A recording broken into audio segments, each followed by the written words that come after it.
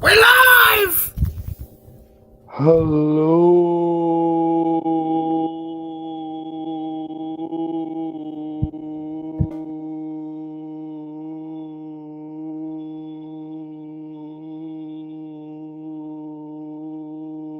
Hello,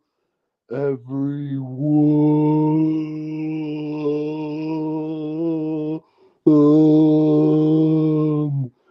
The water not. Yeah, he's here. Uh, Jesus, I thought it was in 2017. We got a hello, everyone. oh, all right. Hello, everyone. The Watcher not here, and I want to say right now, there's a guy on YouTube who's done a couple of popular Doctor Who videos called The Watcher on Who. So you fucking prick out there, you stole my YouTube channel name. I want it back, but Oh no. God, we're having Uh, another Who war on our hands. yeah, no. It's been 8 years since I last said that on a live cast or a video. Hello, everyone. Oh, I sound like a stroke victim, or Watcher's had a stroke, so now he sounds slower. yeah, or I sound like Calvin Dyson. Hello, Bond fans, and once again. I mean, Uh, that's where you stole it from, be honest. yeah, that's true. Yeah. Well, we're back with Prime U. It's taken a bit of a break, but Prime U has returned. We're happy we now own the rights. We'd love to say a massive thank you and big shout out to the creator of Prime U, Mr. Matrix Lord 212, who happily gave us permission to do this. God bless you, sir. Thank you for condemning what we're about to do. Really Oh, appreciate it. sorry. I think you got your words mixed up there. I think you mean thank you for letting him condone what we're about to do on these Prime U casts, because we're going to make these casts really great. We're going to have some great discussion about news, other topics, and things like that. So, yeah, I think was Oh, that a little sorry. bit of a mix up in words there? I think I've had too much vodka in the field. Yeah, not condemn. Not condemn. No, no. We asked. Louis asked Joe recently if we could do a Prime U. I don't think anybody's done a Prime U cast in what, 10 years, 15 years, something. It's been a long time, but we got it back. I did a deal. We did a great deal. Beautiful deal. And Prime U, it's going to be great. It's going to be huge. Okay. Bigger than any other podcast.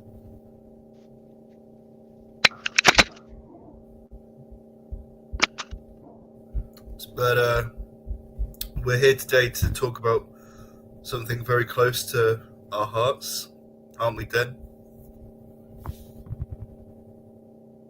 Yeah, no. We're gonna do this to. We're gonna do this Prime U, and I want to say cheers to Joe C out there. Joe C. I mean, he's definitely not full of C. He's a really great guy, and yeah, thanks for allowing us to do this Prime U cast, and thank you for condoning everything in this coming series of Prime U. But yeah. We're going to talk really, since it is Prime U, which stands for Prime Universe, we're going to talk about a number of topics, but mainly recently it's been very significant over here in the British Isles, the UK and Ireland, because it's the 40th anniversary of EastEnders. Yeah, that Doctor Who spin-off, which began back in 1985. So, Louis, just tell us a bit first, like for those viewers watching for the first time who don't know, how did you first get into EastEnders? Well, I, like every other British child, had the honour of watching EastEnders every day, Monday, Tuesday, not on a Wednesday back then, Thursday, Friday, and on Sunday we'd all sit down and pray to the Queen Vic as the omnibus was on. EastEnders is a very good show. Um, it speaks to the heart of EastEnders. It speaks to the heart of all Londoners, us Cockneys, us Southern Sprats. It depicts real people, real storylines, some gritty, some comedic. We've been given a plethora of great characters, from the late great Peggy Mitchell, Pat Butcher, Pauline Fowler, to some nasty nicks, dirty dens, and obviously total slags like Cat Slater, who is one of the best characters. Recently we've had to endure Linda's alcohol problem, hence why I've depicted myself as Elle today. And in spirit of Elle, I'll be having a couple of drinks throughout this cast. I'll get more drunk as the cast progresses. I'm already slurring my words. Oh shit! I didn't know you were drunk when you came on. I just need a little bit of a drink to get over the fact that Martin is dead. He's dead. How did you get into EastEnders, Jack? Sorry, The Watcher. Sorry, Den. Yeah. Oh well. Funnily enough. When you were saying about the spirit of Elle, literally the spirit of Elle, she's got it right there in her, in that picture you have there. So not only are we hit with a skanky claws. Yeah, so we're literally celebrating not only the human spirit of Elle, we're celebrating the alcoholic spirit of Elle and all of her lovely, crazy drunk breakdowns and her love for Dick Carter. I mean, sorry, Mick Carter. Yeah. Johnny Doyle, you're right. Yeah, so how did I get into it? Well, I mean, bit of a boring story, really. I think the first episode I remember is the one where Chrissy Watts cut the hair of Kate, and yeah, that was the first memory I have of EastEnders, was the episode where Chrissy Watts cut the hair of Kate, because I was about 6. Chrissy Watts, murderer. Yeah, murderer. Tell dead you're sorry. Yeah, tell Den. Oh yeah, the late great Barbara Windsor. Oh, rest in peace. Rest in peace. Yeah. Well, Phil literally burned down the Vic, but no, I mean it's a bit of a boring story. Like the, you know, it's a little bit of a boring story of how I got into it. Like I think the first episode I remember is the one where Chrissy Watts cuts Kate's hair. And then afterwards, I didn't really like. I wasn't. I mean, I was only like 6 at the time. I was more into cartoons when I was 3, 4, 5, 6. What? You were more into cartoons as a kid than watching Den get his brains bashed out by Pauline Fowler? Yeah, I know. Disgusting, to quote someone else. But yeah, no, I remember that, and then I don't know. I could be wrong, but maybe I saw the episode. I don't think I did see the episode. Maybe just because I watched clips on YouTube, but maybe I did watch the episode where Dan stitched up Phil for robbery. I do kind of have some mixed memories or childhood memories of that, but really, like the first episode that I have a vivid memory of, and like sitting down properly and like paying attention to EastEnders, was the 20th anniversary episode, which we celebrated recently, 20 years ago, since Dirty Den was killed off for the second and final time. I remember watching it with my mum and dad back in Belfast, back in our old house, which was really small. And I remember like Johnny Allen pushing Andy Hunter off the bridge and saying, "Enjoy your flight." Yeah. What were you going to say? Sorry. I said I do like Johnny Allen. He was a great villain. Yeah. Billy Murray. Billy Murray's a great actor. Funnily enough, there's a legendary footballer over here called Billy Murray. But yeah, Billy Murray was the actor who played Johnny Allen in EastEnders. But Yeah, I mean, Dan's death, I remember like Leslie Grantham really scared the shit out of me as a kid when I watched that episode because he has those like obviously it was from his years of smoking, but he had those really baggy eyes and like he is I think he has, brown eyes or whatever, but like he looked really scary and I remember him saying like, oh, there's not one single person here who I give a toss about. Not a great Dan impression, but I you mean, know, Leslie Grantham scared me, but for a different reason. I just remember them photos of him sucking his finger, and yeah. that for me, um, that was scary. Rest his soul as well. I mean, he's now dead, unfortunately. Well, I mean, you say that, but yeah, Leslie Grantham as a person in real life, I think, was a very, very controversial character. He murdered a German taxi driver in the 1960s. He claims he didn't murder him. He claims in interviews that I've listened to on YouTube and elsewhere that, he was bullied in the army and he got into a lot of debt in the army and he took a gun from the army locker and he didn't know that it was loaded and the taxi driver tried to was struggling to take the gun off him and it accidentally went off. But the jury found him guilty of murder, and then he spent 10 years in prison. Then he came out, and for people who say Doctor Who isn't an EastEnders spin-off, Leslie Grantham was in Resurrection of the Daleks, directed by Matthew Robinson, who was the first director of EastEnders. Matthew Robinson directed the first episode of EastEnders. So people who say Doctor Who isn't an EastEnders spin-off, when they did Dimensions in Time, which was a crossover between both universes.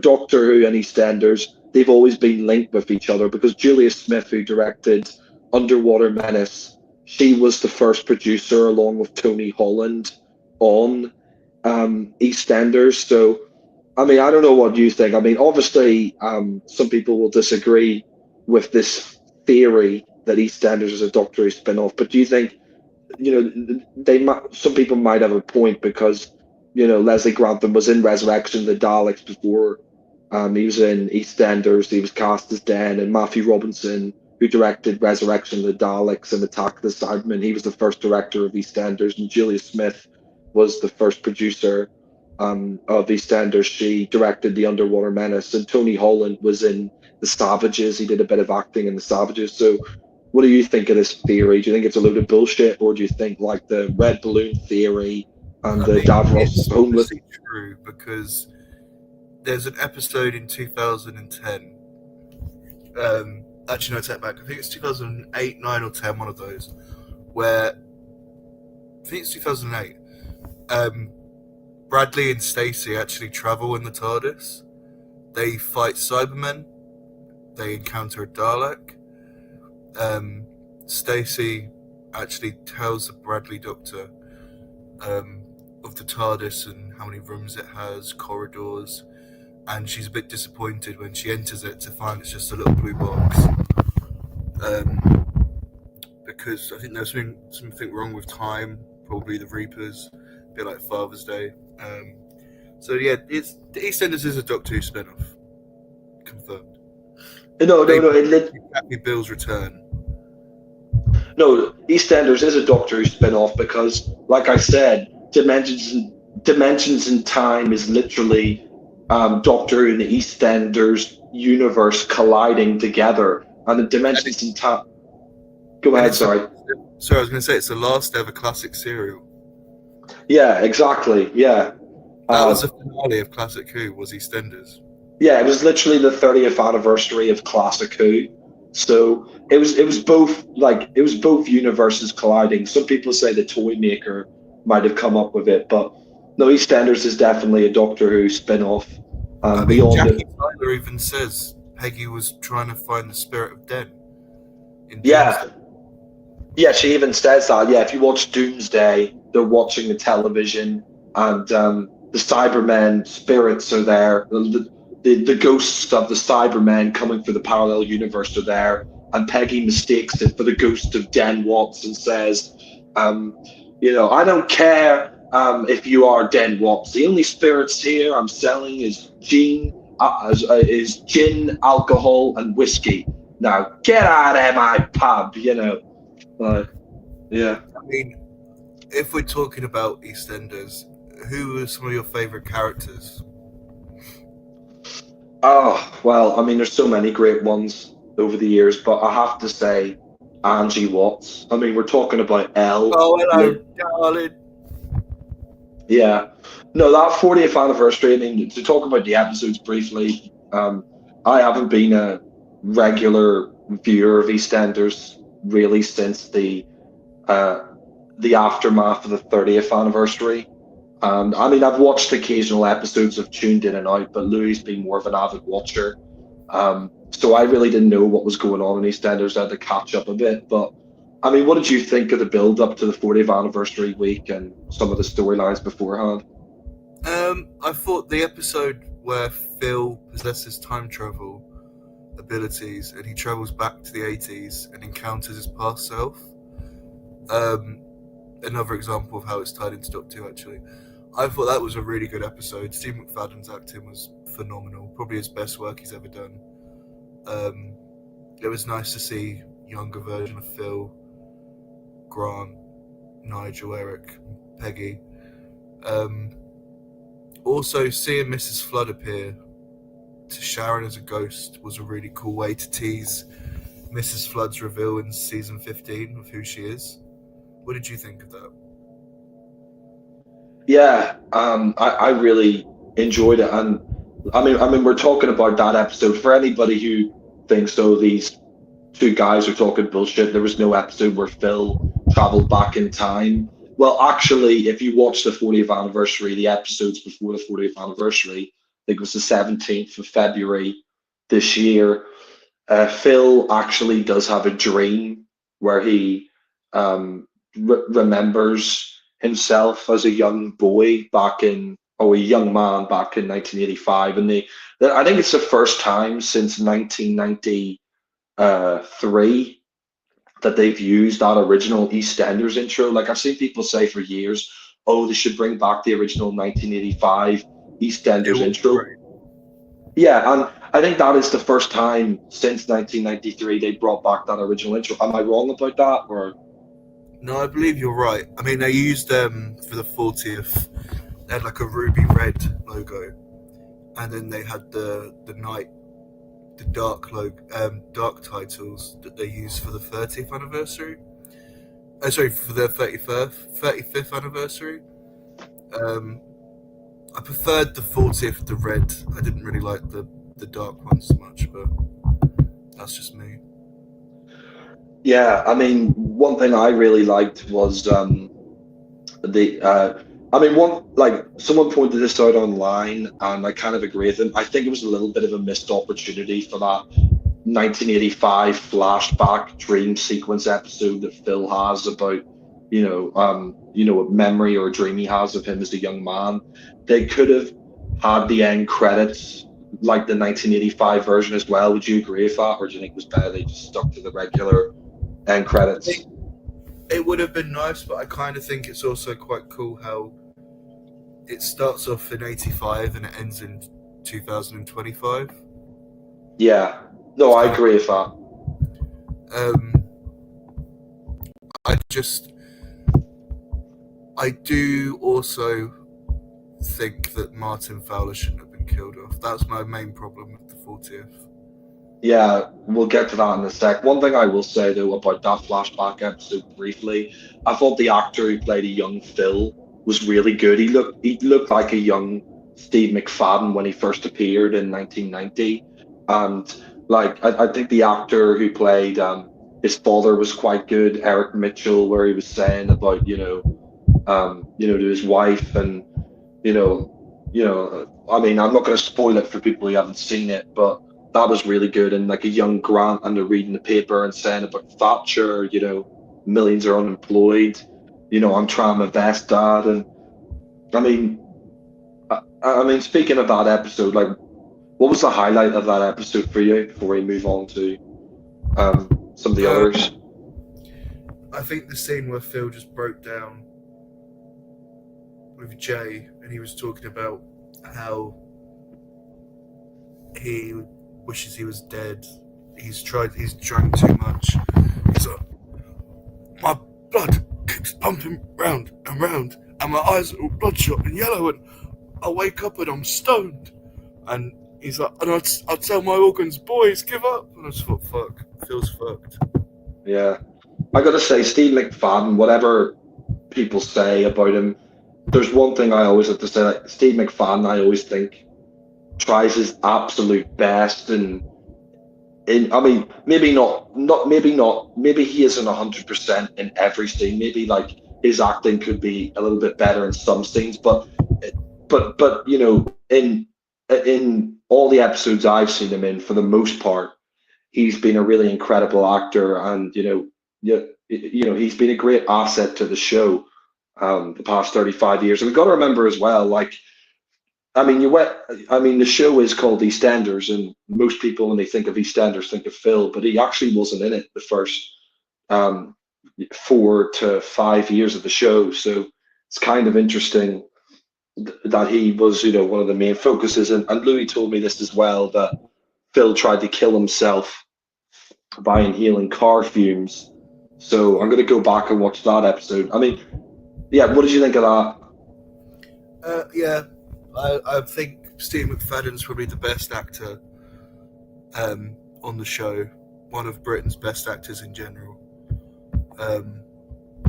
He's just amazing. I can't even put to words. He's just brilliant.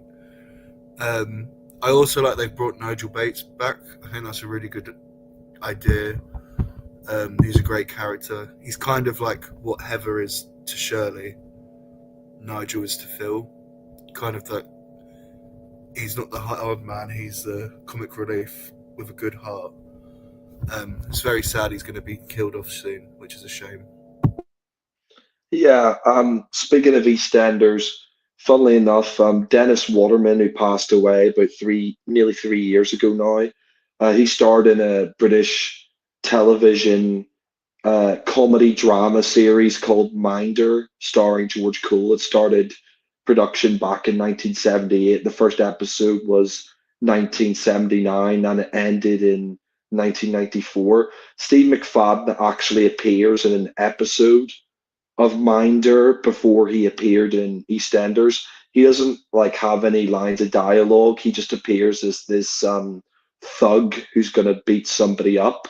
But it was nice to see him, and you actually see a lot of EastEnders actors who would later appear in Minder, like June Brown, who was obviously famous for Dot Cotton in EastEnders. Sadly, she passed away recently, like a few years ago, 2 or 3 years ago. But she was in, obviously, another clue as to EastEnders being a Doctor Who spin-off. She was in The Time Warrior with Elizabeth Sladen.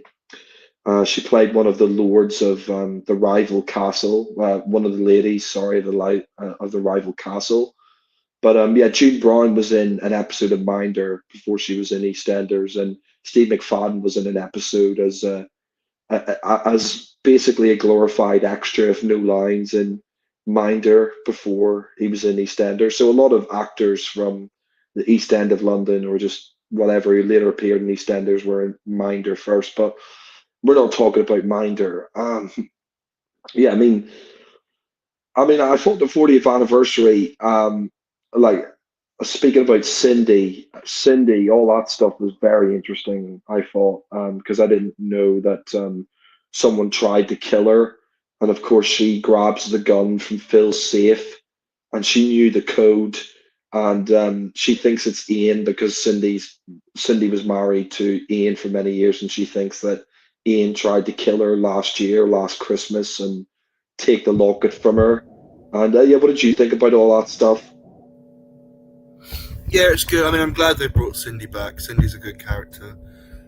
She's a complete bitch, and you need that on EastEnders. I mean, Janine's not been in it for a couple of years now. She's like the OG bitch, so it's nice to have Cindy on. I mean, she did technically save Phil's life because she took the gun. Although he did get it back and then tried to kill himself again, but luckily he Yeah, didn't do well. I mean, Yeah, it was good. It was okay. I just think they shouldn't have killed Martin off. Yeah, Martin Fowler. I think that was a major mistake. I actually thought that episode was quite good. How they were trapped inside the Vic after Reese nearly ran over Ian when Cindy pushed her in front of the car, pushed him in front of the car, and obviously the car went out of control. It hit the gas cylinders, um, and it was starting a fire um, in the Queen Vic, and there was an explosion. And I mean, what did you think of that episode itself, like the live episode? What did you think of the whole Ravi and Jack and Denise sort of love triangle? What did you think of that? I thought that was really shoehorned in that episode. Like, it didn't need to be. They could have done that at the beginning of the week. I wanted to see the explosion, the aftermath, and the struggle for people getting out. I think a lot more characters should have died. I personally voted for Ravi, not Jack. So I was a bit annoyed that she got with Jack. I also voted for Sonia's baby to be called Julia, not Tony, because Bianca's abusive paedophilic husband who raped and abused Whitney was called Tony. So it made no sense for Sonia to name her baby that. So I was happy that Julia won. I also thought that the acting from Lacey Turner and James By, who plays Martin and Stacey, was phenomenal. It was really good. Yeah, that was very good, I have to say. There wasn't a And single mistake in the whole episode either. yeah, I mean, one thing I will say is what we have to remember about EastEnders is, I mean, I was doing a little bit of research into it because I didn't know a huge amount about how the show got off the ground, but a lot of the storylines and stuff that was tackled in EastEnders, a lot of those storylines were never tackled on British TV before, like storylines about HIV, about I think they were saying in that Ross Kemp documentary, the hour-long documentary, that this guy who kissed another man on the forehead. That was the first like kiss between two men on British TV, and he got so much hate for that. And like people were saying, this is the end of society. This is disgusting, and all this. And like that guy, like is an MP now. He's a lord, in the House of Commons. But I mean, what did you think? I mean, this was during Thatcher's Britain in the 80s, where I think Thatcher for a while, Margaret Thatcher, the female prime minister of the UK. For anybody who doesn't know, she was quite homophobic, and she like banned anything homosexual like on the TV and I think in schools and like stuff like that. I mean, like, what did you think of like that Ross Kemp documentary where he talks to that Lord, the guys now in the House of Commons, like, about all these like different issues that he stand like HIV and and not just that, but like social deprivation and drugs and murder and like I mean, EastEnders has literally began with a bang. It began with Dan kicking the door in, and Reg Cox was murdered. I mean, initially they just think that he's like maybe died because he was an old man, or like we don't know what was the thing that killed him. But what do you think about some of the like challenging storylines that EastEnders has tackled over the years? And do you think it was um do you think like some of the overreaction on by people and groups over the years has been really ridiculous and over the top, or do you think like some of the reaction was warranted? Like I know that baby swap storyline got a huge amount of That, controversy. that was really, really blown out of proportion. I mean, it was bad. I think what people were annoyed about is it was such a horrible storyline, the cot death. That's like big. That was dramatic enough. Then did you need to swap the babies? But then it created drama. I mean, it was originally meant to. The rumor has it was meant to go on for about 10 years, and then they would find out. But because of the complaints, they cut it, and they had to cut a lot of the stuff they already shot. No, I think EastEnders always does progressive storylines. I mean, the first ever gay kiss, which when you actually watch it, it's not even a kiss, it's just like a peck on the head. Like, you see that all the time from like straight men on TV now kissing each other on the head. It wasn't even like a tonguing kiss or like a proper fucking on TV. Um, and But you, people sorry, like go ahead. Piers Morgan were calling it EastBenders and just absolute homophobic pricks. I mean, I have obviously experienced this with Brewery. Quite a few people attacked us. So I think it gave people like me the courage to go on YouTube and make Brewery casts. So well done, EastEnders. Yeah, and I mean, one thing I will say is that watching that Ross Kemp documentary, I was shocked that that episode actually was the first kiss between two men on British television. I thought Coronation Street or some other TV show would have done it years before, like some other soap opera or some other challenging drama would have done it years ago. So, and like you said, it's not even like, they're fully like kissing, like mouth to mouth, like, tongues and all that. And yeah, it just seems ridiculous, some of the reactions over the years to that. And I will admit as well, when it comes to homophobia, I used to be a little bit homophobic growing up, and that's not because I was like a homophobe. It was because You my sure? dad was. Well, no, my dad was. I'm not even joking when I say this. My dad used to go on at me all the time, like saying, "If I ever find out that you're gay, I'm going to be so pissed off." And he even said to my mum, um, if Jack is gay, I don't know what I'll do, like, and all this stuff. And my dad, I'm not like saying anything against him, my dad is like, he's no longer homophobic. Like, I mean, he used to be a raging homophobe, and he used to go on at me all the time, like, if I ever find out you're gay, but he's no longer a homophobe. Um and all that. And I mean, I'm not gay anyway. I've always been like attracted to women growing up, but it does seem ridiculous the amount of controversy that Yeah, it's like EastEnders and he sucked his dick on camera. He just pecked him. yeah, I always. exactly. Oh, sorry, go on. No, you go ahead. I always remember the scene with Dot. I think it's Barry, and she's in the laundrette, and he's like, "Yeah, I've got to change my sheets, mine and Colin's." She's like, "What? You're sleeping in the same bed?" And he's like, "Yeah." We're together. I thought you knew. She's like, "Oh dear Christ!" She's like, "Oh, the sinners." And she's like being really homophobic. It was quite funny. I think what really relates.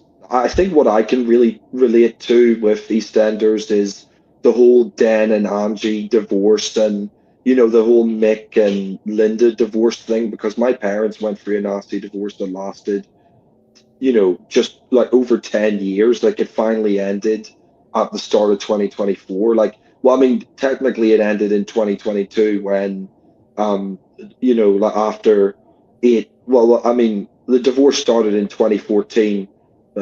Ironically enough, the year I first met Louis online, that's when the split up began. I mean, they were bickering before that, but I mean, the divorce dragged on for 8 years until 2022, when the judge finally came down and ended the divorce. And and then 2 years later, my mum refused to sell the house that that they both bought together. But that's one thing I will say, is that, like, watching Dan and Angie and watching Linda and Mick and all these other characters suffering from domestic abuse at home, or being torn apart because of divorce. I mean, like, it's powerful and it resonates with you, and that's why I think the show's been so successful, is because even though it has been over the top sometimes with some of the murders, and people getting shot and stuff like that, it's also been pretty realistic as well. Would you agree with that? Or Yeah, I mean, the amount of people that come back from the dead in my life. I mean, the fact that EastEnders only done it 3 times, it's very realistic. Yeah. No, I mean, speaking of that, because Dirty Dan was the first character that they killed off and then they brought back to the show. That, for a lot of people, was the major turning point in EastEnders and when a lot of people started tuning out. And I mean, Julia Smith and Tony Holland, like Leslie Grantham, I think he wanted to leave after 3 years because Anita Dobson left in 1988, and I think he announced he wanted to leave soon after. So they did like a whole year of recording in like a month in this prison. So Dan would actually leave in February 1989 when he got shot at the canal, and yeah, for those of you who don't know, originally they filmed Leslie Grantham in a water tank, and they showed him like coughing up blood, and they showed Dan definitively dead on screen. And Leslie Grantham, I mean, he moved on to do like acting careers and stuff in like the Paradise Club, and he went on to do Fort Boyard. But Julia Smith and Tony Holland, the creators of EastEnders, they were furious at the BBC because obviously Dan Watts had got a huge amount, like Dan and Angie. There was Dan and Angie mania back in the 1980s. And that's not to say they were the only characters. There was a lot of other great characters like. Uh, Pete Beale, the father of Ian Beale, and Kathy, who's still in it. And but that Christmas 1986, that Christmas Day 1986 special that got over 30 million viewers. It's still the most watched program in British television history in terms of drama. That is, I think the World Cup in 1966 is um, had more viewers than that. But in terms of drama, it's the most watched British program still, like nearly 40 years later. And I think Jonathan Powell, who had a hand in almost cancelling Doctor Who back in 1985, the year EastEnders started, see, this is another reason why EastEnders is a Doctor Who spin-off. Um, he basically decided to cut the scene out where we see Dan die on screen, and Julia Smith and Tony Holland, they were furious about this, and I can understand why, because it's more realistic if Dan just got killed off and that was it. I mean, I do think they kind of ruined the character of Dirty Dan when they brought him back in 2003, because if you see the way he acts in 2003 to 2005, he's very different to the character that he was in 1985 to 1989. He wasn't even a gangster when the program started. He was just this guy who ran a pub and he cheated on his wife. That was really it. It was only later when they introduced the firm and then EastEnders, like in the late 80s, and then especially in the 90s became, more like a Cockney East End gangster show. It wasn't really to begin with in 1985, um, but yeah, they decided to cut out the scene where Den is shown definitively dead on screen, and instead we just see the daffodils. Dan's walking by the canal. He's just said goodbye to Michelle, and he's walking by the canal. He's on the run from the firm, and they have a gun in some daffodils. And Dan is just walking by the canal, and he doesn't think anything of it. He just thinks it's a couple with a bunch of daffodils, and he smirks. And then we have the close up of the gun with the silencer, and you hear a splash, and he falls into the canal. And I can understand why Tony Holland and Julia Smith decided to quit as the first producers after that, because I would probably be pissed off as well, because you kind of ruined the character of Dan by having him come back from the dead and then ruining his character in a lot of ways and then killing him off again. Um, but yeah, I mean, we're going to talk about some other storylines. Louis, is there any other like memorable storylines from EastEnders that you want to I think the that one you that gripped and shocked the nation was who was the father of Heather Trott's baby.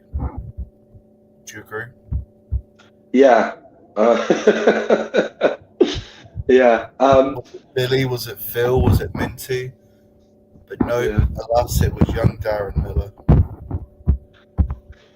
No, but speaking of Heather Trott, her death scene was pretty shocking. I remember that, and That hurt. that was really well done. That's one of my favorite storylines of. I mean, I call it modern EastEnders. It wasn't. It was like 20 years ago, nearly. But yeah, I mean, the second actor who played Ben, he wasn't a great actor. But when Heather got killed, I really liked the character of Heather. She was like Shirley's best friend, and the fact that Ben hit her over the head with a framed picture, like he said he didn't mean to, or whatever. And then you saw the fallout afterwards. Like Shirley absolutely despised Ben and tried to drown him in the bath several times, and Phil and all was trying to cover it up, and she only found out when they were having dinner. I think she went through Ben's coat or whatever it is. Like I can't remember 100%. I would need to rewatch it. I don't think I've seen the clip a few times afterwards on YouTube, but I haven't rewatched that episode since it aired. But I mean, what did you think of the whole reaction that Shirley had towards the way Ben killed her? Like, I thought that was brilliant. I think that actress, Yeah, um, Linda Henry plays Shirley as one of the best. yeah, I think the show's really missing her at the minute. She needs to come back.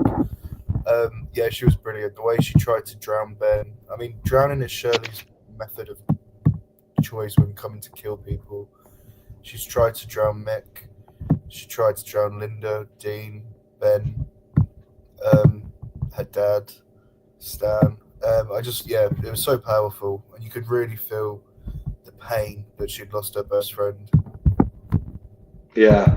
I mean, one of the best storylines I think as well is I'm trying to remember some of those storylines because, like I said, there's so many great storylines of the 40 years. But I always found, I think the Slaters. oh yes, yeah. Can't tell me, you're not my mother. Yes, I am. That was brilliant. Yeah, that storyline is heartbreaking as well because, like it's even more tragic and disgusting because her uncle, Kat's uncle, raped her, and then she gave birth to the baby, and then they had to hide the baby. And I love that clip, where he says, "Oh, you hate me," and she says, "I don't hate you. I just think you're a dirty fat perv." Like Kat was always one of my favorite characters, and still is. Like Jesse Wallace is brilliant in that role. Fantastic actress. Yeah, no, she really is a fantastic actress. And I mean, I remember when I first, saw Kat, she was like this sort of, she was this slightly sleazy, funny, independent character. Like, I mean, I think Phil called her a lady of the night, which was quite funny. But Lady of the night. yeah, but I mean, speaking of Doctor Who spin-off, Michelle Ryan played Zoe Slater, Kat's daughter. She was also in Planet of the Dead. She played Lady Christina D'Souza. So would you say that's another clue that EastEnders might be a Doctor Who spin-off? I mean, it definitely is. Also, we actually see Heather Trott in the Empty Child Doctor Dances. Oh, do we? Yeah, she's one of the. The kids go from house to house stealing all the food. One of the houses is a butcher's house, and the butcher's apparently having gay sex, and his wife's Heather. Oh, I've forgotten. I need to rewatch that, but yeah. And Yeah. just think about it, David Walliams married Kat and Alfie in EastEnders in the Christmas 2005 episode, and he was also in Doctor Who. Yeah. In a complex. I honestly think it's like the red balloon theory that Joe put forward. I agree with the red balloon That was a theory. brilliant theory. Yeah. And I also agree with his. Sorry, go ahead. I said it was such a good theory. I'm just gutted it never actually became reality. Yeah, no, but that red balloon theory in Doctor Who, I agree with him. I also agreed with him about the origin of the sonic screwdriver was in the 10th planet when Ben said let's attack the Cybermen with a screwdriver. So, I agree with his theory there. I also liked Joe's story. And I'm not joking and being deadly serious. I think it would actually be interesting if they had Davros, because Davros now has a body again. Um, I mean, even though you could say that's a prequel, Davros is now no longer disabled. I think it, like, since Davros is now no longer disabled with Destination Scarrow, I think it would be interesting if he lost the Dalek Empire and had to flee and became homeless on Scarrow. I mean, do you think that would be an interesting Doctor Who Yeah, storyline? Or I prefer Joe's version where Davros was homeless in New York. yeah, yeah, you're right. Yeah. I just think that would work. Maybe you could put on an accent and be like, "You talking to me? You fucking talking to me? I'm Davros. Give me a coffee." Or he could be like that actor with the fake American accent, even though I think he actually is an American. And like Davros could he could be like working in Hooverville, and then Davros can say, "Behold your masters! Behold your masters!" Yeah, he literally, or he could be homeless outside Trump Tower, and then he could be like, "I will get you, Trump." And then Trump comes out, he's like, "Don't stab at me, Davros. I'm gonna put you and your Daleks down like dogs. You're nasty. You're filth. You're better than China, okay? No, No I good. think Davros, you're fired." no, I think Davros would be on. I think Davros would be on Trump's side because they're both sort of fascistic. Or no, I shouldn't say that. Trump is a great guy. That I'm sorry, like I'm just being manipulated by the media, the fake news media, and the radical left. But yeah, no, it would be great if Davros was homeless in New York and Trump said like, "You're a loser, Davros. You try to destroy MAGA. You try to destroy the American race. We don't need you anymore. Okay." I You think know, actually, Davros, you're fired. I'm gonna take over Scarrow. Okay, we're gonna build a lovely casino in Scarrow. Beautiful casino. You're gonna go down like a dog, Davros. And he kicks Davros out, and that's why Davros is homeless. yeah, I think actually, um, I also think that he can, like when he's talking to Davros, Trump. And I think Trump could say to Davros, "I'm going to take over. I'm going to be the new leader of the Daleks. We're going to make blue, white, and red Daleks. We're going to have a new color scheme for these Daleks. I'm going to be their emperor. I'm going to be the new Emperor Dalek, and all the new Daleks, instead of being bronze, will be red, white, and blue. And Gonna make instead of Daleks great again, okay? instead of exterminating people, instead of saying exterminate, they will say God bless the USA and kill people by playing music from their guns. Yeah, it's great. We're gonna play Lee Greenwood, God bless the USA. That's how they're gonna kill them, by shouting MAGA, MAGA, MAGA. That's beautiful. I also think you could have another EastEnders spin-off with Phil and Grant as Sontarans. Yeah, I think that would be really great. I mean, I'm not even joking. I actually, and I'm not joking when I say this. I'm 100% clear when I say this. I actually think Steve McFadden, since he's such an incredible actor, I think he actually would give a very good performance as a Sontaran. I'd love to see that, like him as like head of like the 20th Sontaran battle fleet or something, or like the Grand High Marshal of the Sontarans, or same with Grant. I'm telling you, Doctor. Sontar. Yeah. Or as I said, instead of Sontar Ha, it's Sontar I. Sontar I. Yeah. Yeah. No, we all know that I mean, we all know anyway, because it is canon that EastEnders is a Doctor Who spin-off because of Dimensions in Time. We all know anyway that the Mitchell family originally came from Sontar. We all know that the Mitchell family originally originated from Sontar, and then they used technology to evolve into humans. So I think it Exactly. would. just clone batch from Sunta. Yeah, they're a clone batch from Sontar. Yeah, I exactly. do Yeah. think that Doctor Who is the only soap now, British soap, that hasn't had an actor go on to become a companion. Millie Gibson was from Coronation Street. Jenna Louise Coleman was from Emmerdale. Mandip Gill and Tosin Cole were from Hollyoaks. We need an EastEnders. We need. I'm just trying to think of a companion we could have. Who would make a good actor from EastEnders? Good actor from EastEnders. Have Oh, drunk Linda at the TARDIS. John Cleese. Yeah, that'd be great. Yeah. No, have drunk Linda on the TARDIS going, oh, come on. All right. Yeah, I would love that. Actually, I would love a drunk Linda in the TARDIS because I'm sorry, no matter what anybody says, EastEnders is a Doctor Who spin-off. Dimensions in Time is canon. Both universes collided. The Big toy Ron. make. What were you saying? Sorry. I said Big Ron. Yeah, and didn't you say it's explained in some Doctor Who audios or some Doctor Who expanded media that the toy maker He's from the land of fiction.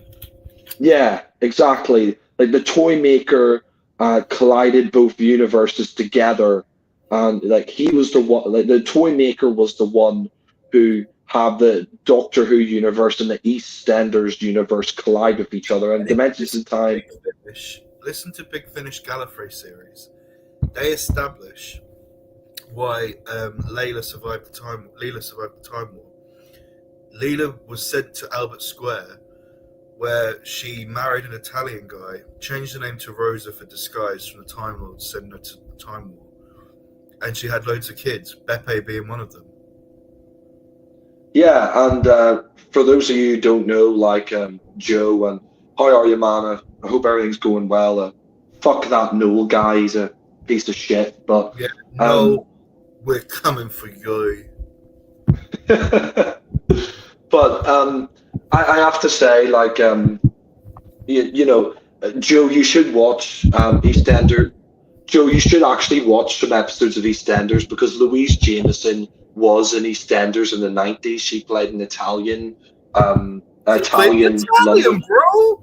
Yeah. She played an Italian London character, like an Italian Londoner, basically, like, or I don't know what you call it, like, yeah, you know the way you have the Irish Londoners, you have the Italian London. She was like an Italian Londoner, like an Italian English Londoner character. Italian.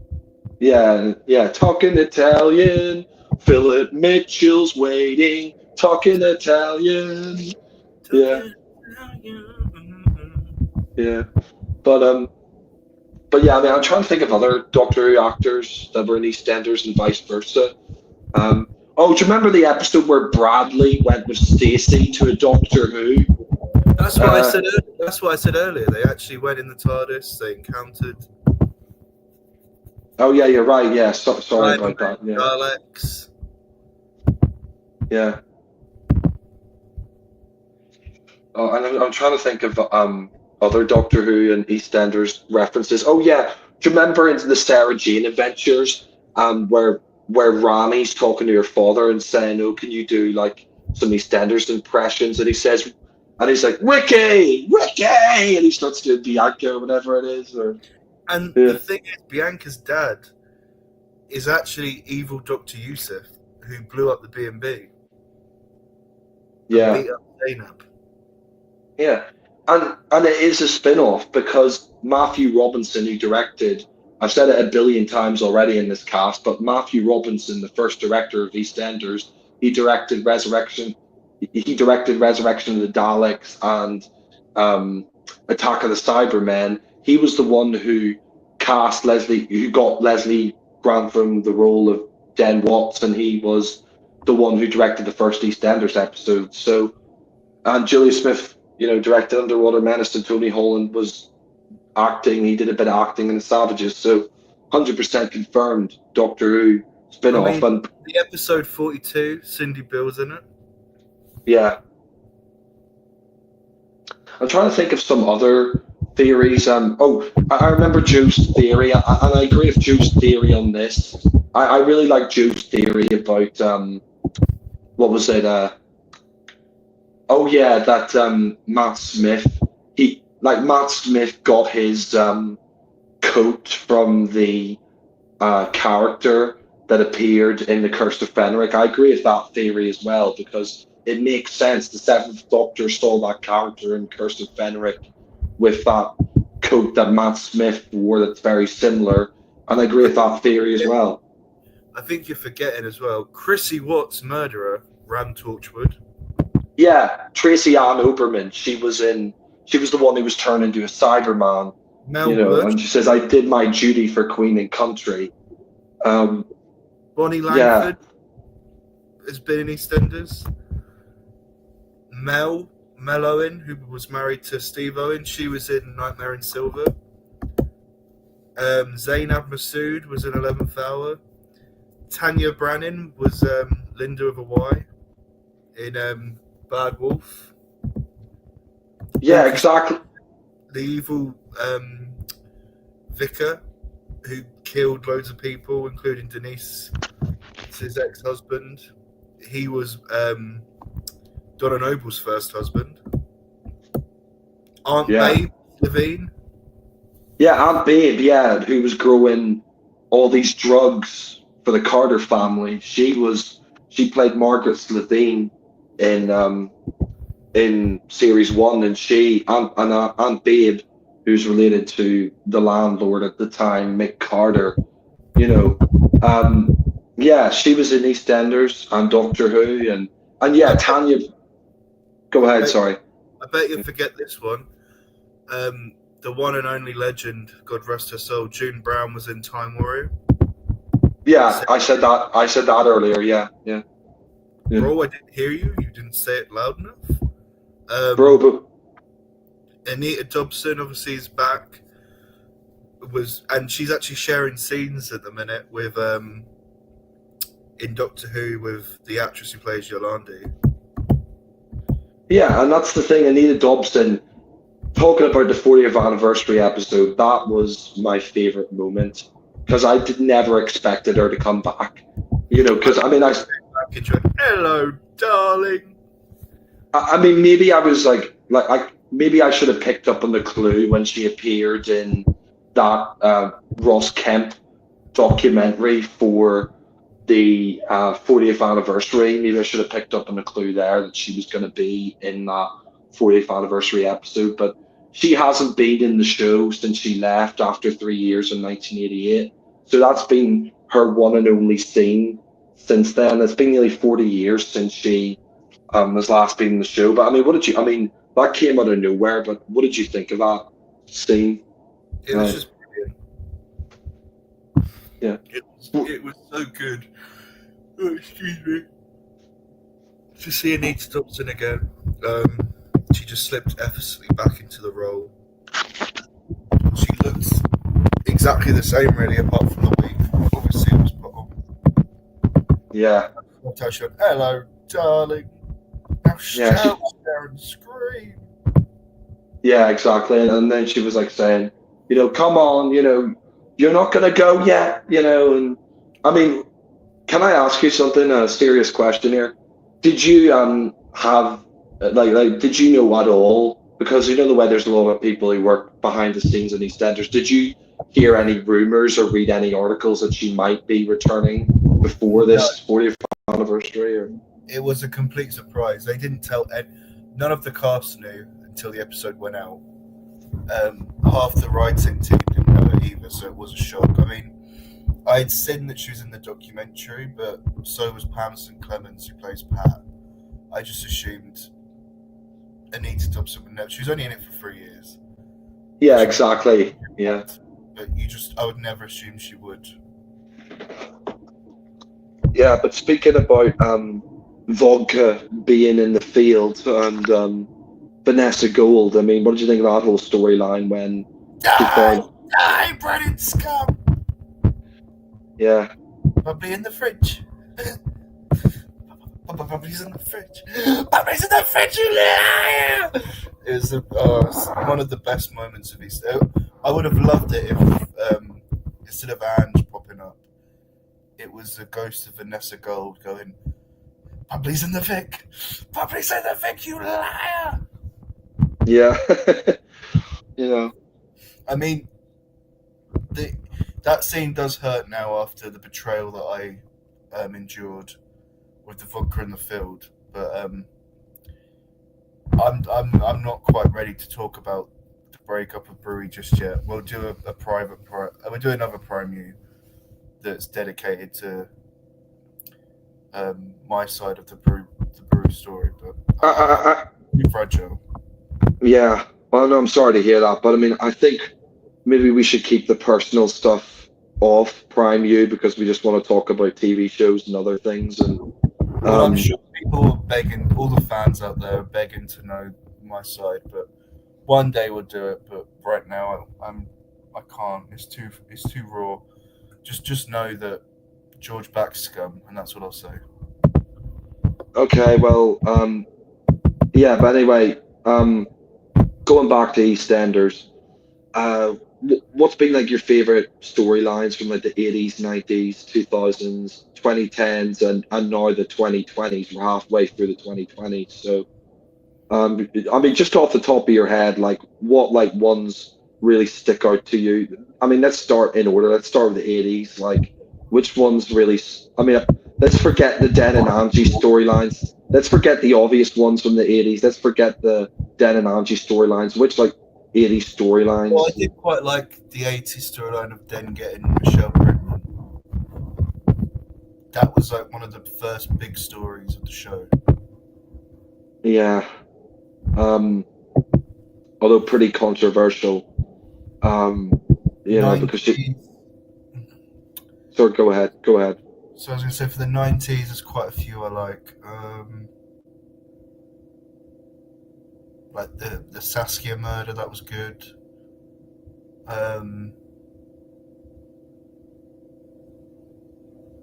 Bianca versus Sam.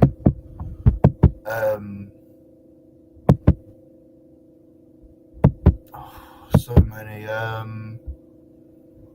Cindy trying to get Ian killed.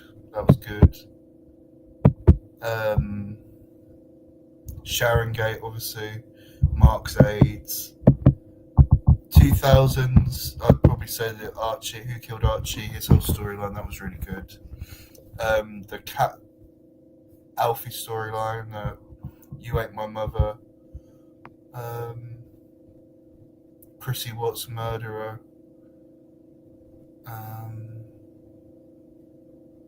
Ronnie and Roxy, they were great. The 10s, I really liked the Cat and Alfie, the baby swap story, I thought that was good. Who Killed Lucy? The Carters, Heather's death, Mel versus Sharon, that was really good. Shianu, Linda's alcoholism. I think the 20s, the 6 was really good, the storyline. The boat crash, the Panzers, they're good characters to have. Dennis Jr., his baby, being revealed, that was good. Yes, some good stories. Yeah, one storyline I remember growing up, and it was like I thought it was like a really well done storyline.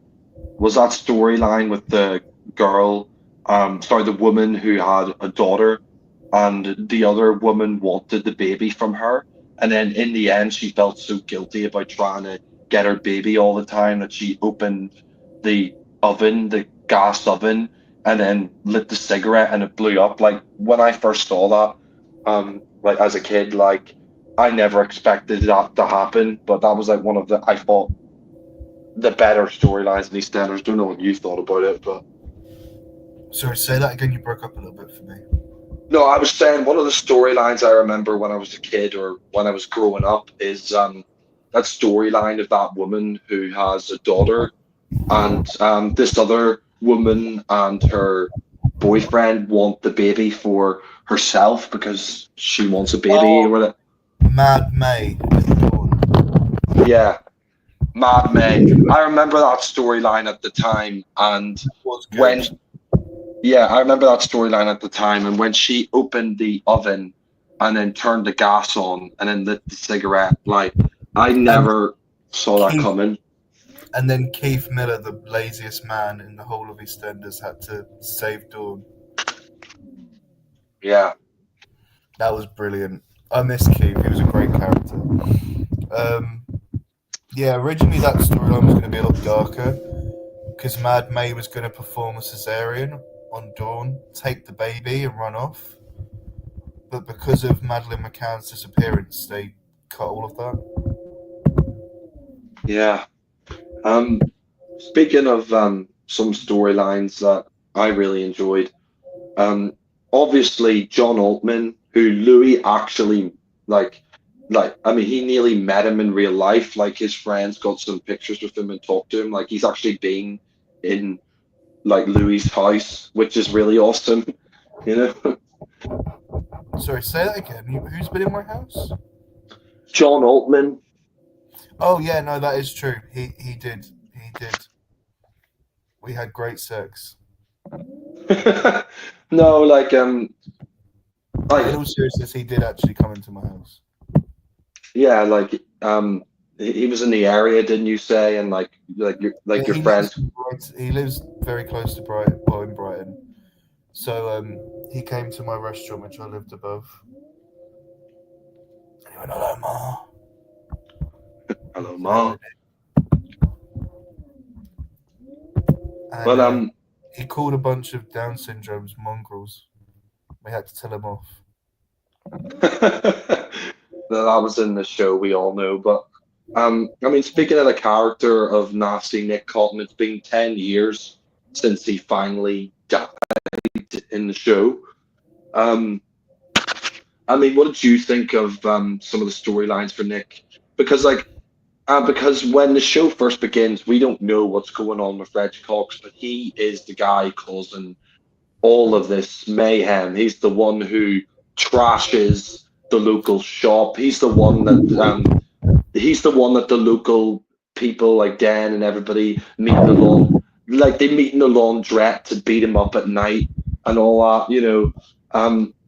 He's a really he's into prostitution. He's literally yeah, you know, and he's into drugs later on and I mean, how do you think of the character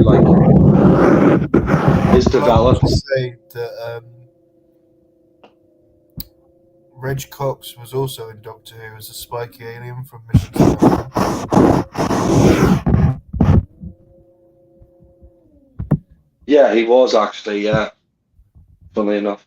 So yeah, that's another link to EastEnders possibly being, well, no, it's not possibly, it is a Doctor Who spin-off because Dimensions in Time is canon and the toy maker brought the Doctor and the EastEnders universes together. But it's like the red balloon theory, it's 100% correct, and all the other theories out there because I definitely think that aliens um invented our technology. I mean, the fact that we're talking to each other right now.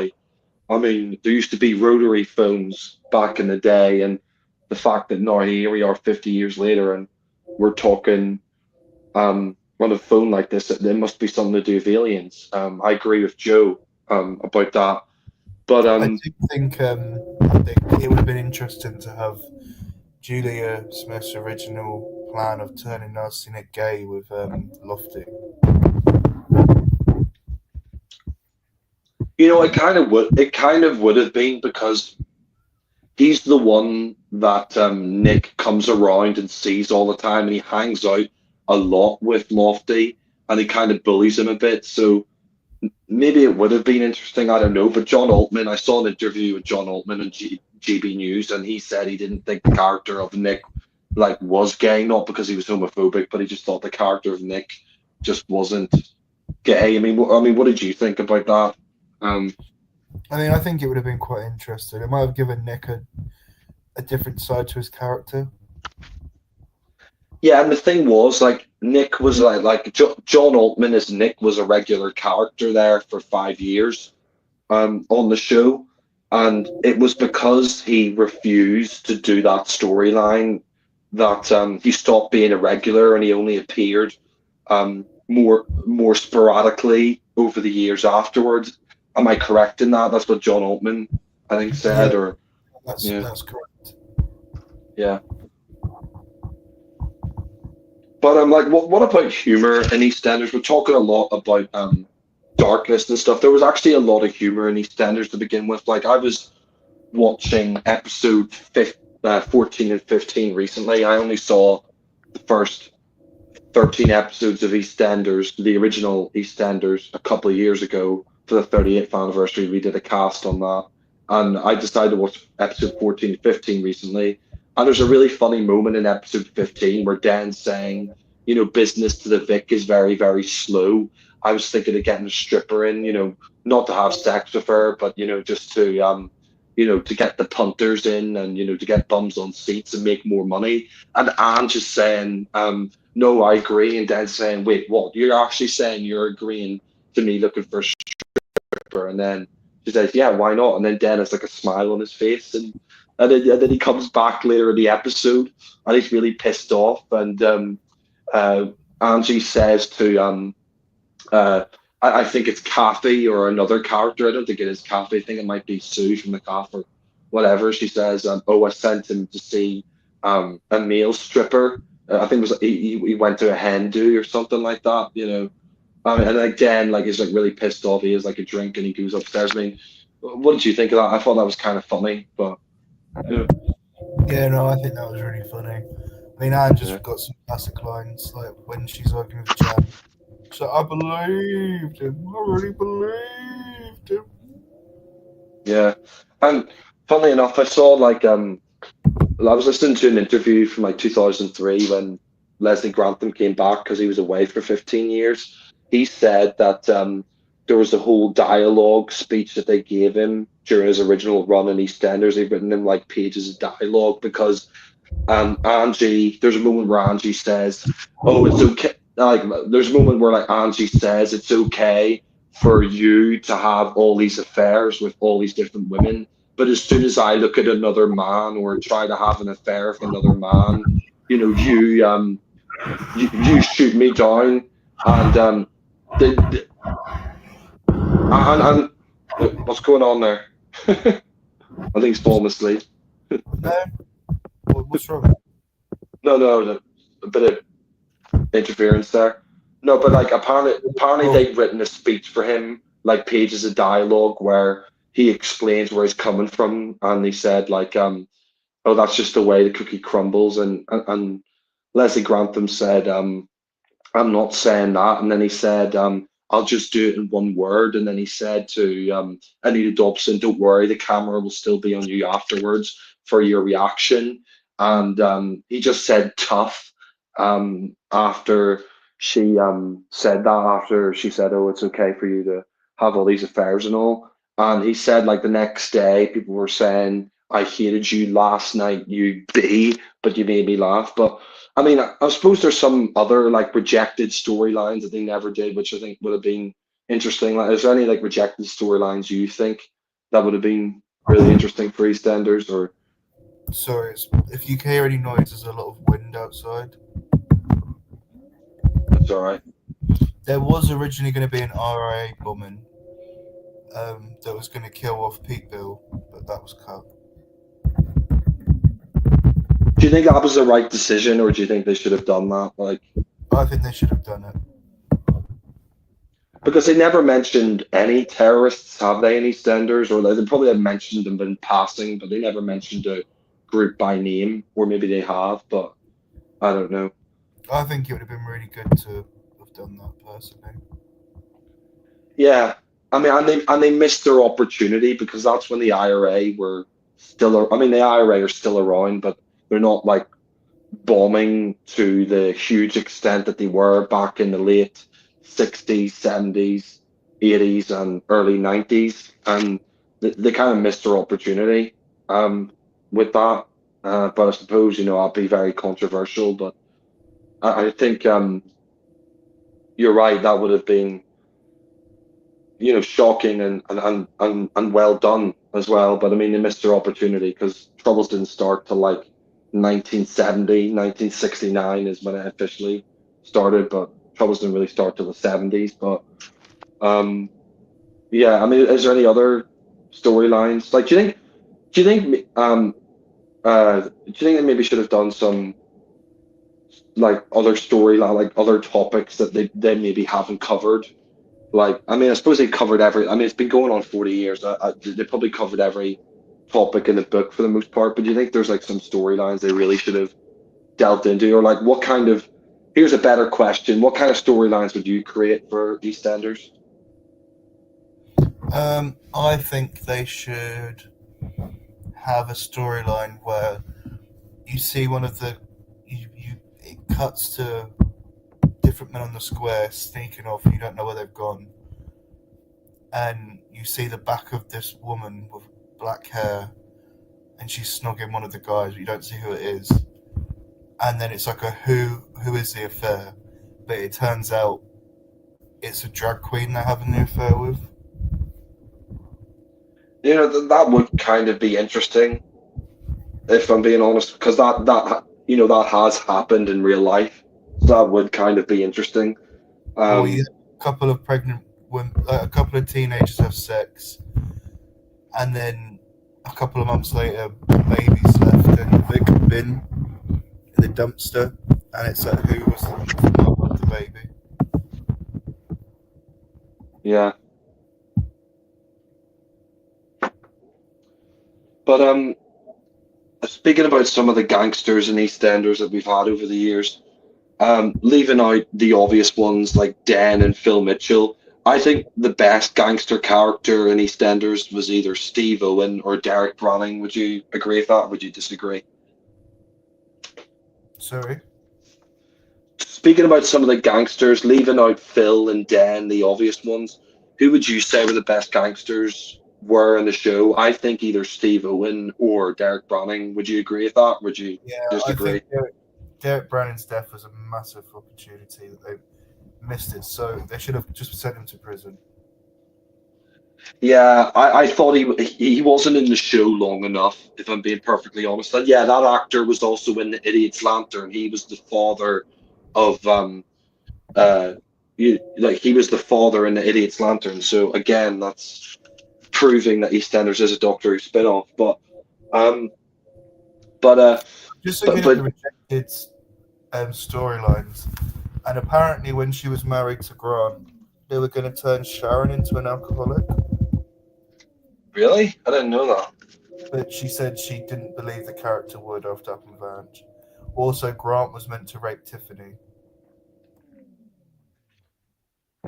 Oh really? Oh God, that would have been horrible. Oh, But I would Ross have. to quit if that had happened. To be honest, I would have absolutely despised Grant after that. Like I would just absolutely hate his character. I mean, growing up, Grant was actually my favorite character because he was even more of a psycho than Phil was.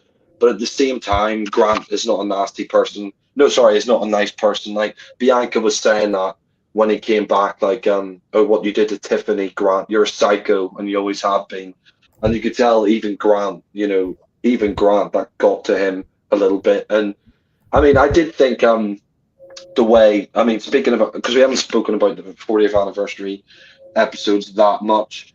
I do think it was kind of tragic when Phil. I thought the best part of that was when Phil's friend, was telling him that he was diagnosed with dementia and that he's going to die soon.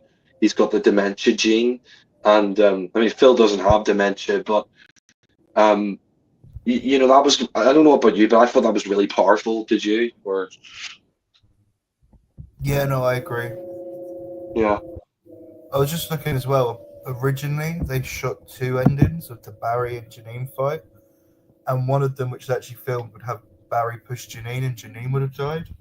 But then they decided to go with Barry instead, and thank God they did. Yeah.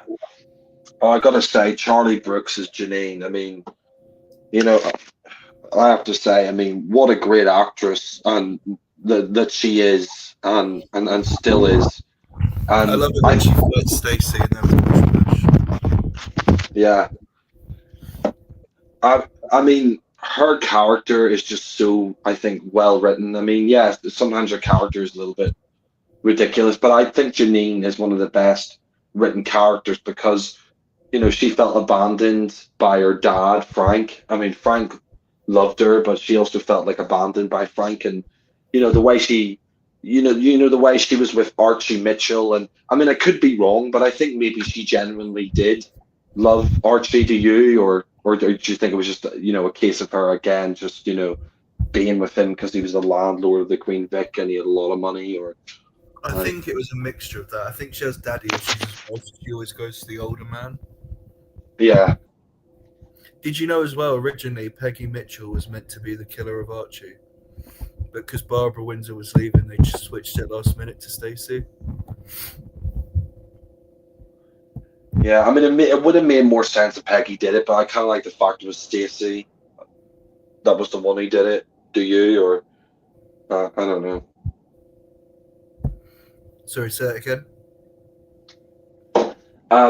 Do you think? I mean, I was saying I think it made sense if Peggy killed Archie because of the way he behaved towards her, but I'm glad they went with Stacey instead because Peggy killing Archie would have been too obvious. Do you think that was a good idea, or do you think they should have gone with Peggy killing Archie? I think it would have been better. I think it would have been a good exit for Barbara Windsor as well. Yeah.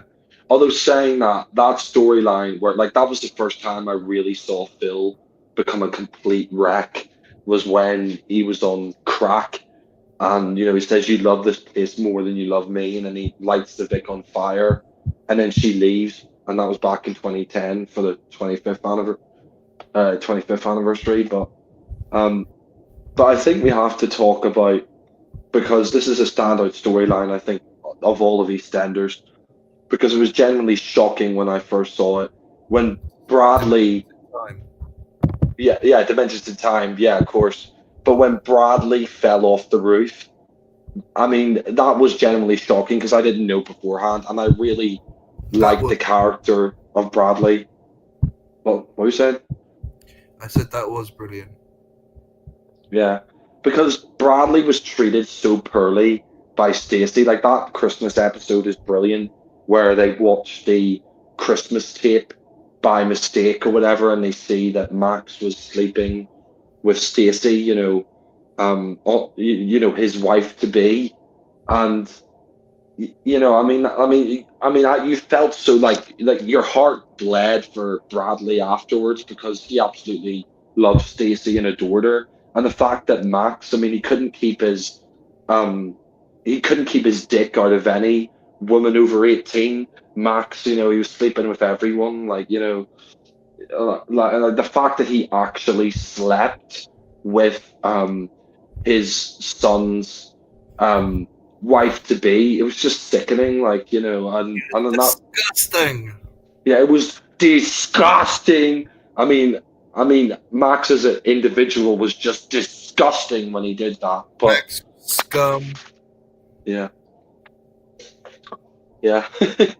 But speaking of Dimensions in Time, I think one of my favorite scenes, like my favorite scene of the whole of Doctor Who and EastEnders universe, because they exist in the same universe.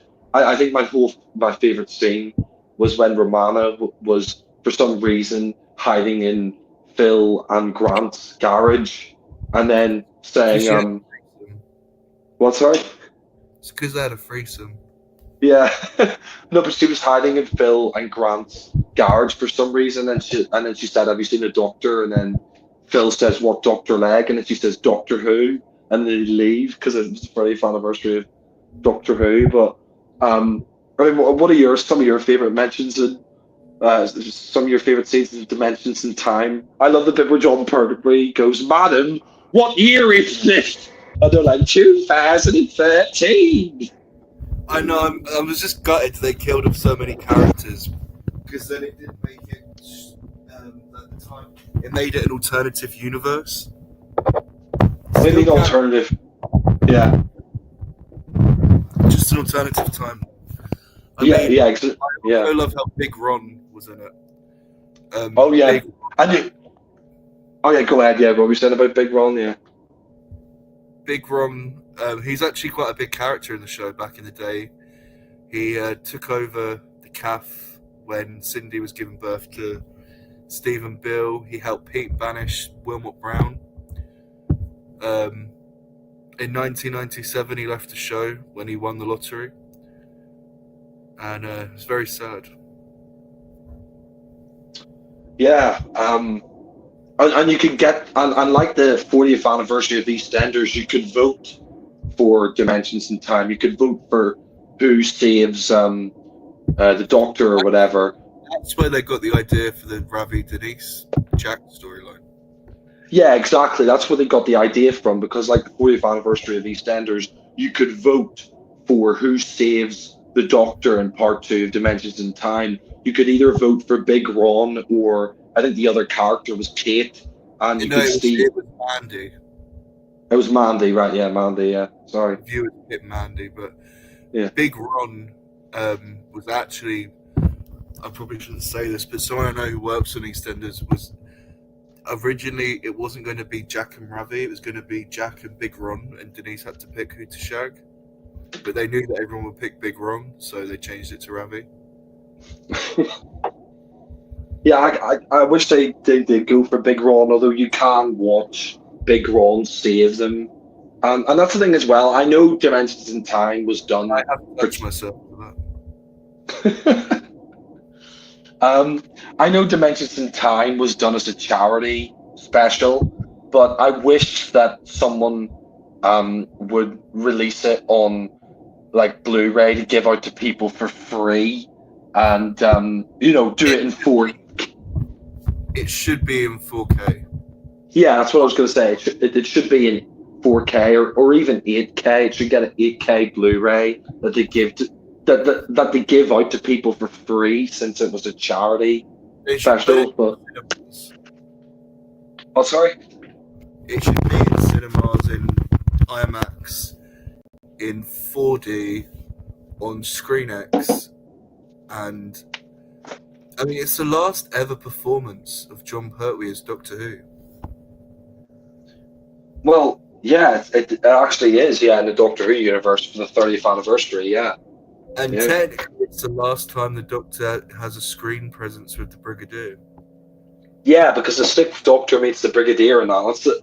I count that scene as canon where the 6th Doctor meets the Brigadier, because he never met in the show before it was cancelled in 1989. And they were going to do Dimensions. They were going to do Lost in the Dark Dimension, which is going to be like a feature film starring Tom Baker and all the other Doctors. But the other Doctors didn't like the script and how much of a role Tom Baker was given. They were given like cameos, and they were going to do Lost in the Dark Dimension. But Philip Segal, who was trying to get the movie off the ground, he said no, so they cancelled it literally like 2 or 3 weeks before it was going to go into production. And I'm kind of annoyed they never did Lost in the Dark Dimension, because Rick Mail was going to be the villain and Graham Harper was going to direct it. So I mean, it kind of sounded pretty cool. I mean, it is annoying that Tom Baker was made the main focus. They should have given more focus to the other Doctors, but I suppose that's because Tom Baker wasn't in the 5 Doctors. But as a 30th anniversary, you got to admit, out of all the anniversary specials of Doctor Who, it's the best. Would you agree with that? Definitely it's the best. I mean, William Hartnell, Patrick Troughton show up as really good models. CGI at its best. It's just great. I could honestly watch it all day. I mean, the fact that they turned down making a Dark Dimension was mainly because John Pertwee was a massive fan of EastEnders, and he knew that if he rejected the main movie script, he could get to go on Albert Square, and he convinced people interested in the others to do so. Is that actually true? Yeah, that is true. Oh shit! You're right. You're absolutely right. I know all of the actors who played the Doctor loved EastEnders. Like Tom Baker watched it every single day, and Peter Davison and Colin Baker, and I mean, And I mean, I really think that that 30th anniversary, it is the best because you have Victoria in it. You have all those time jumps as well. And the script is great by John Nathan. Like I love that 90s rave Doctor Who theme, don't you, as well? That they Oh, have. when they brought the show back, they should have kept that. Yeah. But what did you think of Kate O'Mara in that? Acting was good, but she needed to ham it up a bit more. It wasn't very. It needed to be a bit more camp and hammy, but I actually thought Kate O'Mara was Irish, but like, I mean, I know she's English, but I thought like she had like Irish parents. But now that, she's that won because she's been dead for years. well, no, I know she's been dead for years, but I thought, I mean, obviously I knew Kate O'Mara was English, but I thought like her parents were Irish. But no, she, like, obviously it's just a stage name that she came up with, Kate O'Mara. But I mean, who can't forget her in the best Doctor Who story ever? Um, Time in the Rani and Mark of the Rani. I mean, those were like the two best Doctor Who stories in the classic series. Like, I think we both agree on that, right? I mean, originally she was actually going to name herself the Rani. No, she wasn't. She was. It's a true story. Really? Yeah, her real name was going to be the Rani. Yeah, I'm sure. But no, but like the Rani, and then you have Rani in Sarah Jane Adventures. I think there's another theory that could be true. Maybe the Rani regenerated into Rani and was undercover with Sarah Jane. Like, do you think that's possible? No, I think that's a very stupid thing you just said there. And you should apologise to the viewers for that. I'm sorry. All right, let's move on. Repent your sins. I'm gonna break down now, like Phil when he got that letter that what was it? Peggy wrote for him. Yeah, Peggy wrote for him. Yeah, I'm gonna write a letter to the Whovian community and then break down it after reading it. But no, no, I mean I was joking, but yeah, no, I mean I did really like the character of Ronnie in Sarah Jane Adventures. I mean, I've got nothing left. Elizabeth.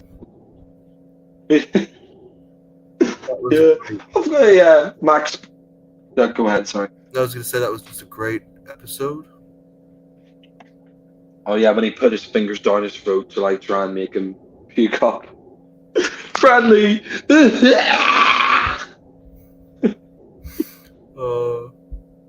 I just love EastEnders. It's better than the typical Coronation Street. Yeah, Coronation Street. I'll be honest. I watched like a couple of episodes growing up as a kid, and like my late grandmother loved Emmerdale, but like I always just found Emmerdale and Coronation Street so boring. I mean, they're more realistic, but they're just so boring. It's just like, oh, I'm about to be fired from the laundrette, and then it's like, I did like it in EastEnders when Coronation Street had their 50th anniversary. Kat was in the laundrette with Dot. She's like, "What are you doing tonight, then, Dot?" She's like, "Oh, I'm going to open a packet of marshmallows and sit in front of the TV with my Jim and watch Coronation Street. Oh, it is my favourite, I do say." And Kat was like, "I'd rather watch my dirty washing." Meh. I didn't see that episode, so wait, they actually reference Coronation Street in EastEnders. Yeah, for like as a tribute to 50 years, Dot was like, "Oh, I can't wait to watch it. I never miss an episode. It's my favourite." And then Kat was like, "I'd rather watch me dirty knickers go round." Yeah, you know what's incredible about EastEnders? I mean, I could be wrong, but I think the only one-hander episode they ever did was with Dot. Isn't that right, or am I wrong? Like the only episode they and June Brown got BAFTA nominated for it. Yeah. And also like the first two-hander they ever did, it's on iPlayer, you can watch it, is with Den and Angie discussing their marriage, and then Angie lies that she has cancer, kind of like someone else wished uh anyway Raymond sorry, no, um yeah uh um yeah, but no, what did you think of the whole uh cancer lie that Angie did, like that two-hander? It was the first two-hander of the show. It weren't just a lie; it was a great big stinking lie. Yeah, Yeah, but a good episode. yeah, I was reading as well. Julie Smith and Tony Holland didn't think that the episode would work, and I can understand why, because I thought this is going to be like, when I first watched that episode, like I watched it on iPlayer for the first time, like, I don't know, a year or two ago, and I thought this is going to be a load of crap. It's just going to be a load of like soap opera nonsense, but it was actually done pretty well and acted pretty well by both of them. But yeah, I mean, I do like the two-handers sometimes; they're quite good. yeah. One recently What with Trick and Yolandi, and that was very good. What do you think of some of those flashback episodes that they put up on iPlayer of like EastEnders back in the Victorian era or the 1900s? Like, would you say they're good or sorry? It's called Civvy Street. Oh, Civvy Street, right? I haven't seen those episodes. It's only one episode. It's just it's a special. It's good though. It's basically like Lou Bill in the Blitz. Yeah. The Square.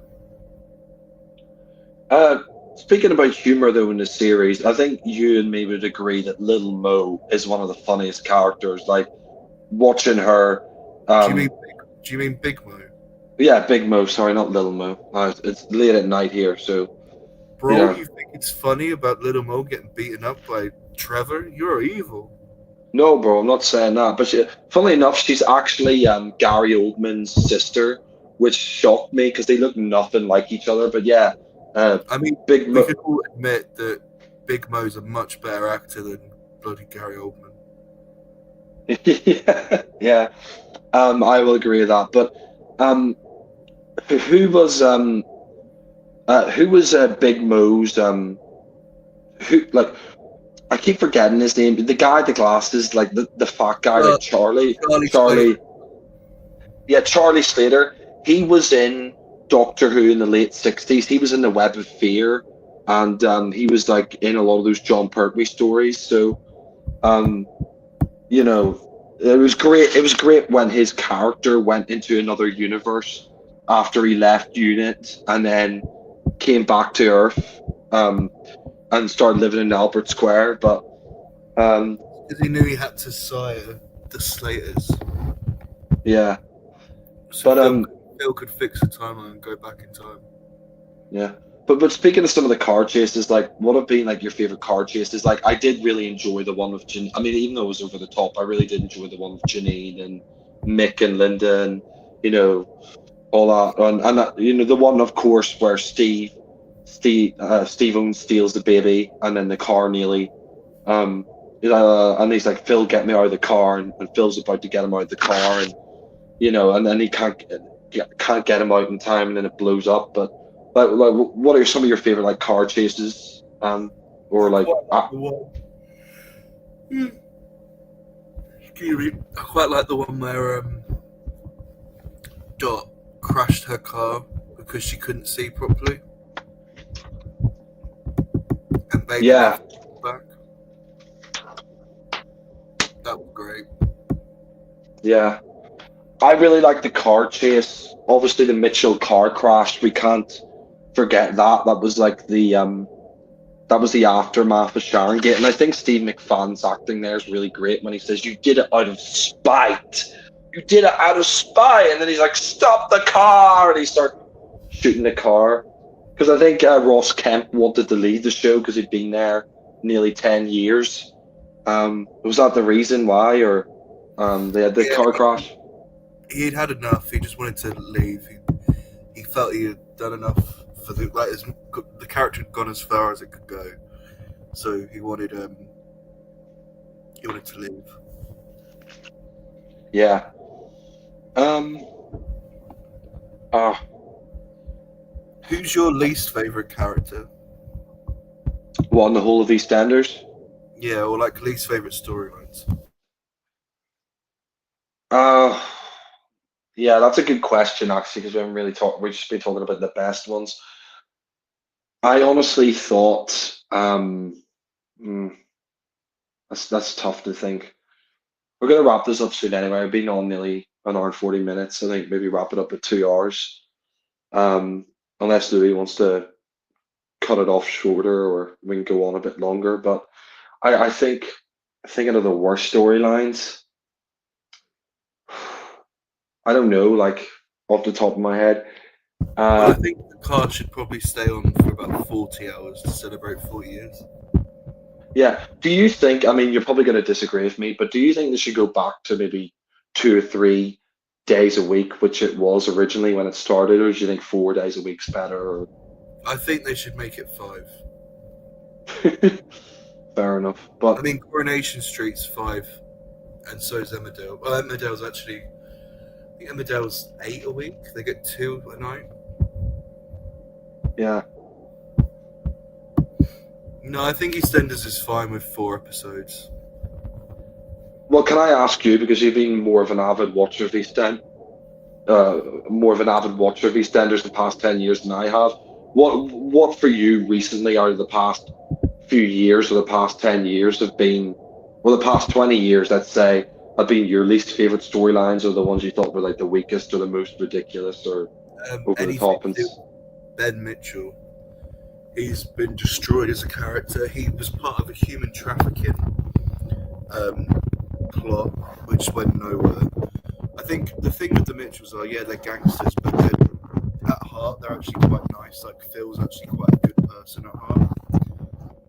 So's Peggy, so's Grant. They're horrible people. Like, yeah, they're a bit rough, but they help a lot of people out. And Ben doing human trafficking was just disgusting.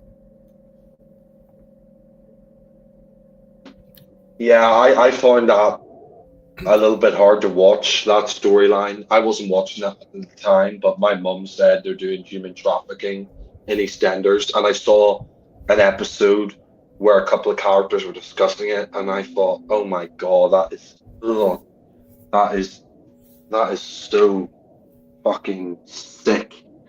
Um, it kind of sickened me to my stomach a little bit when I was watching that episode. That the fact that they were even discussing that, and the fact that he's I mean, it was involved in it.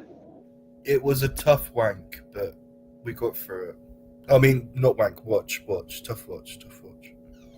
But it's human trafficking. It's like treating humans like they're like animals. Do you know what I mean? Like they're animals to be put in a farm or a pen, or used or extracted. And I mean, I know there's a few yeah, people that get turned on by that, but it was bad. I also thought the storyline they did where Ben was raped was really stupid. It felt really unnecessary. Like, he just got so many storylines in such a short space of time. He was a Wolford attacker attacking men. He was raped in the Dagmar, or sorry, in the Prince Albert, which is where the Dagmar was. It was basically just Kathy's story, but ripped off again. Then he developed an eating disorder. It was just like, can we just stop?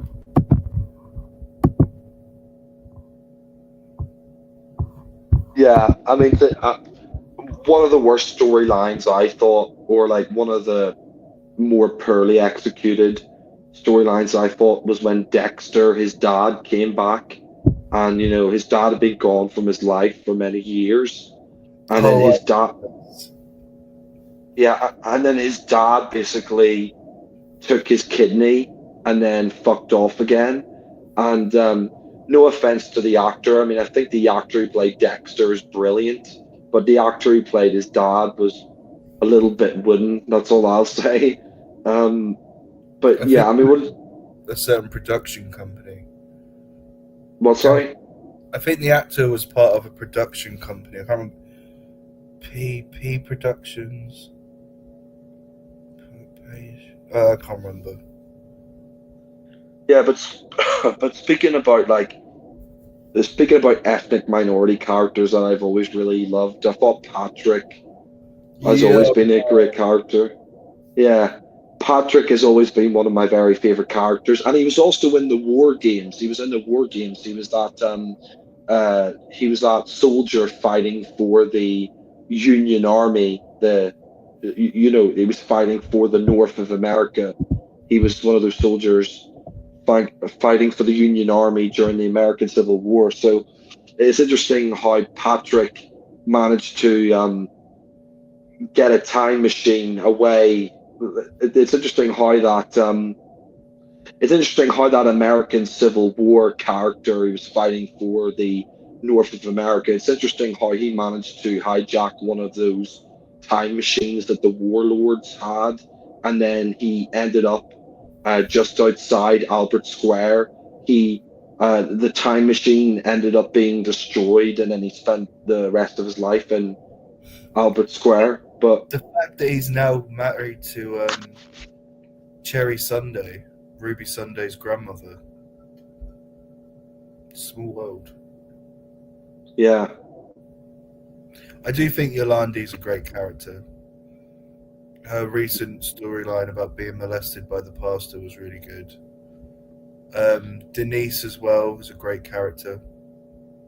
Zainab Masood was a great character. Suki Panaso. oh, oh yeah, the whole Zainab storyline was really interesting because of how much of a screaming homophobic bigot she was. Because Masood's one of the best characters, but Zainab was just so homophobic so against the idea of her son being gay. This scene where Saeed was in hospital. I think he tried to kill himself. He was like basically in intensive care or in a coma, and she like went up to him and was like, "I pray that you die. It would be easier for everyone if you just died than live a life of sin." And I just thought, what a caring mother.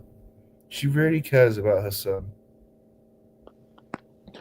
But that storyline was shocking when Christian, um, and Saeed were together, and then he met this girl who I think he genuinely did have feelings for, and then Christian sprayed on the wall or wrote on the wall that Saeed loves Christian, and she starts crying, and then he says, I'm sorry, but it's That wasn't true.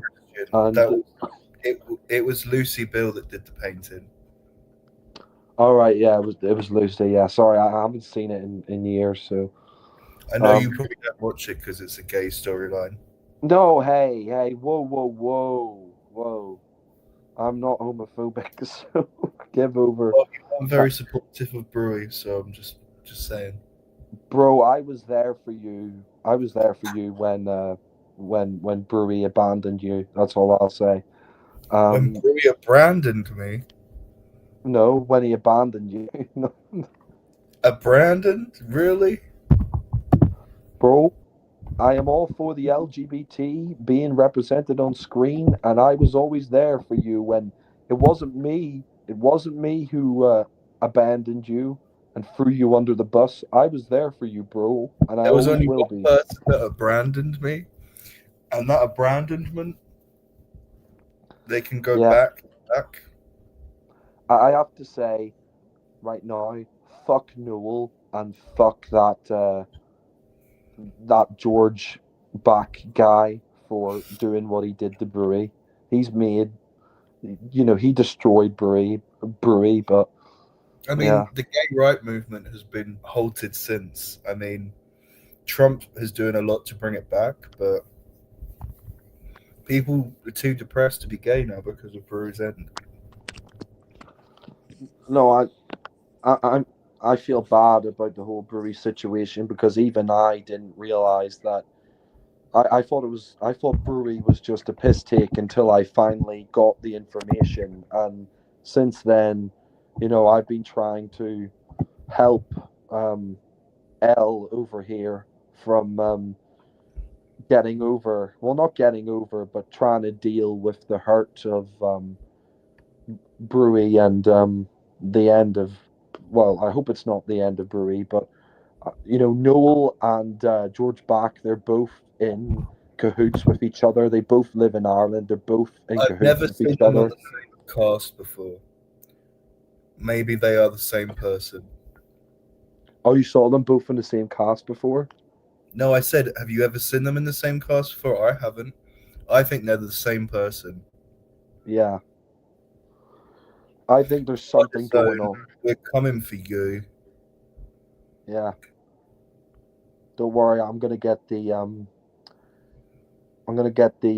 well, I'm not gonna say it here, but um yeah, no, I feel bad for L right now, and the fact that he's had to, you know, cope with that loss, because I didn't realize how close they were. I didn't realize how close they were Ever with since each he other. dug his skanky claws in.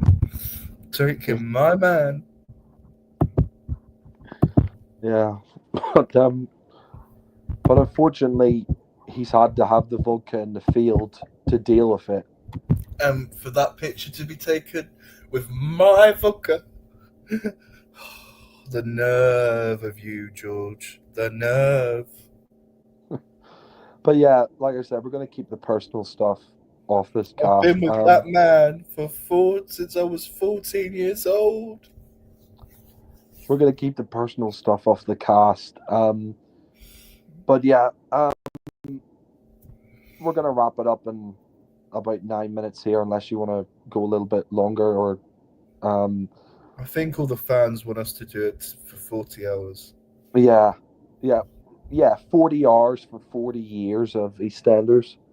Let's just let's just say, who do you think's the best character from each era, like the 90s, 80s?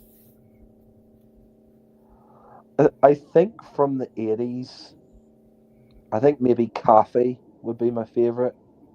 I was gonna say Kathy, actually. Yeah, Confused. because she was raped by Wilmot Brown, and she had to deal with that. And I do love the fact that Dan stood up for Kathy and burnt down the Dagmar.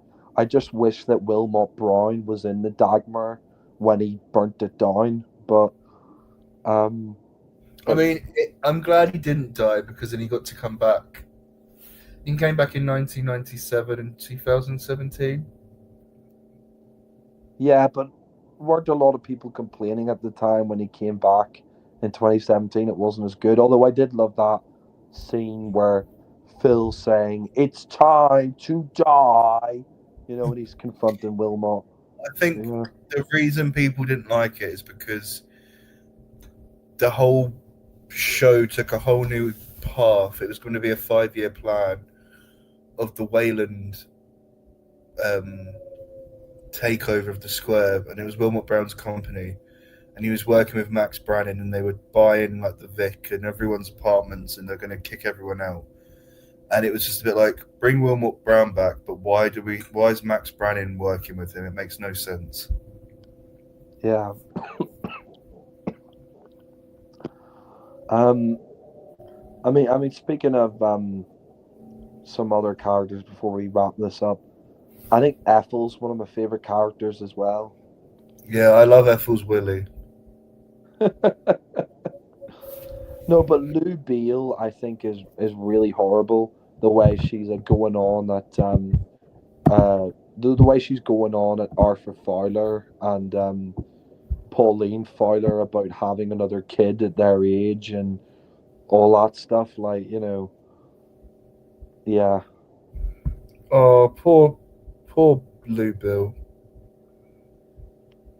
I also like the character of oh, I forget his name. Is it Tony? I think it's Tony, the guy who's going through a divorce, and he's with his son. Like they're, the painter. Oh yeah, Yeah, he's a great character.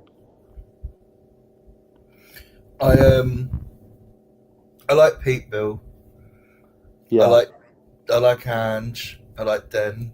Michelle's quite good. Um, Geeta, Cindy. Wixie.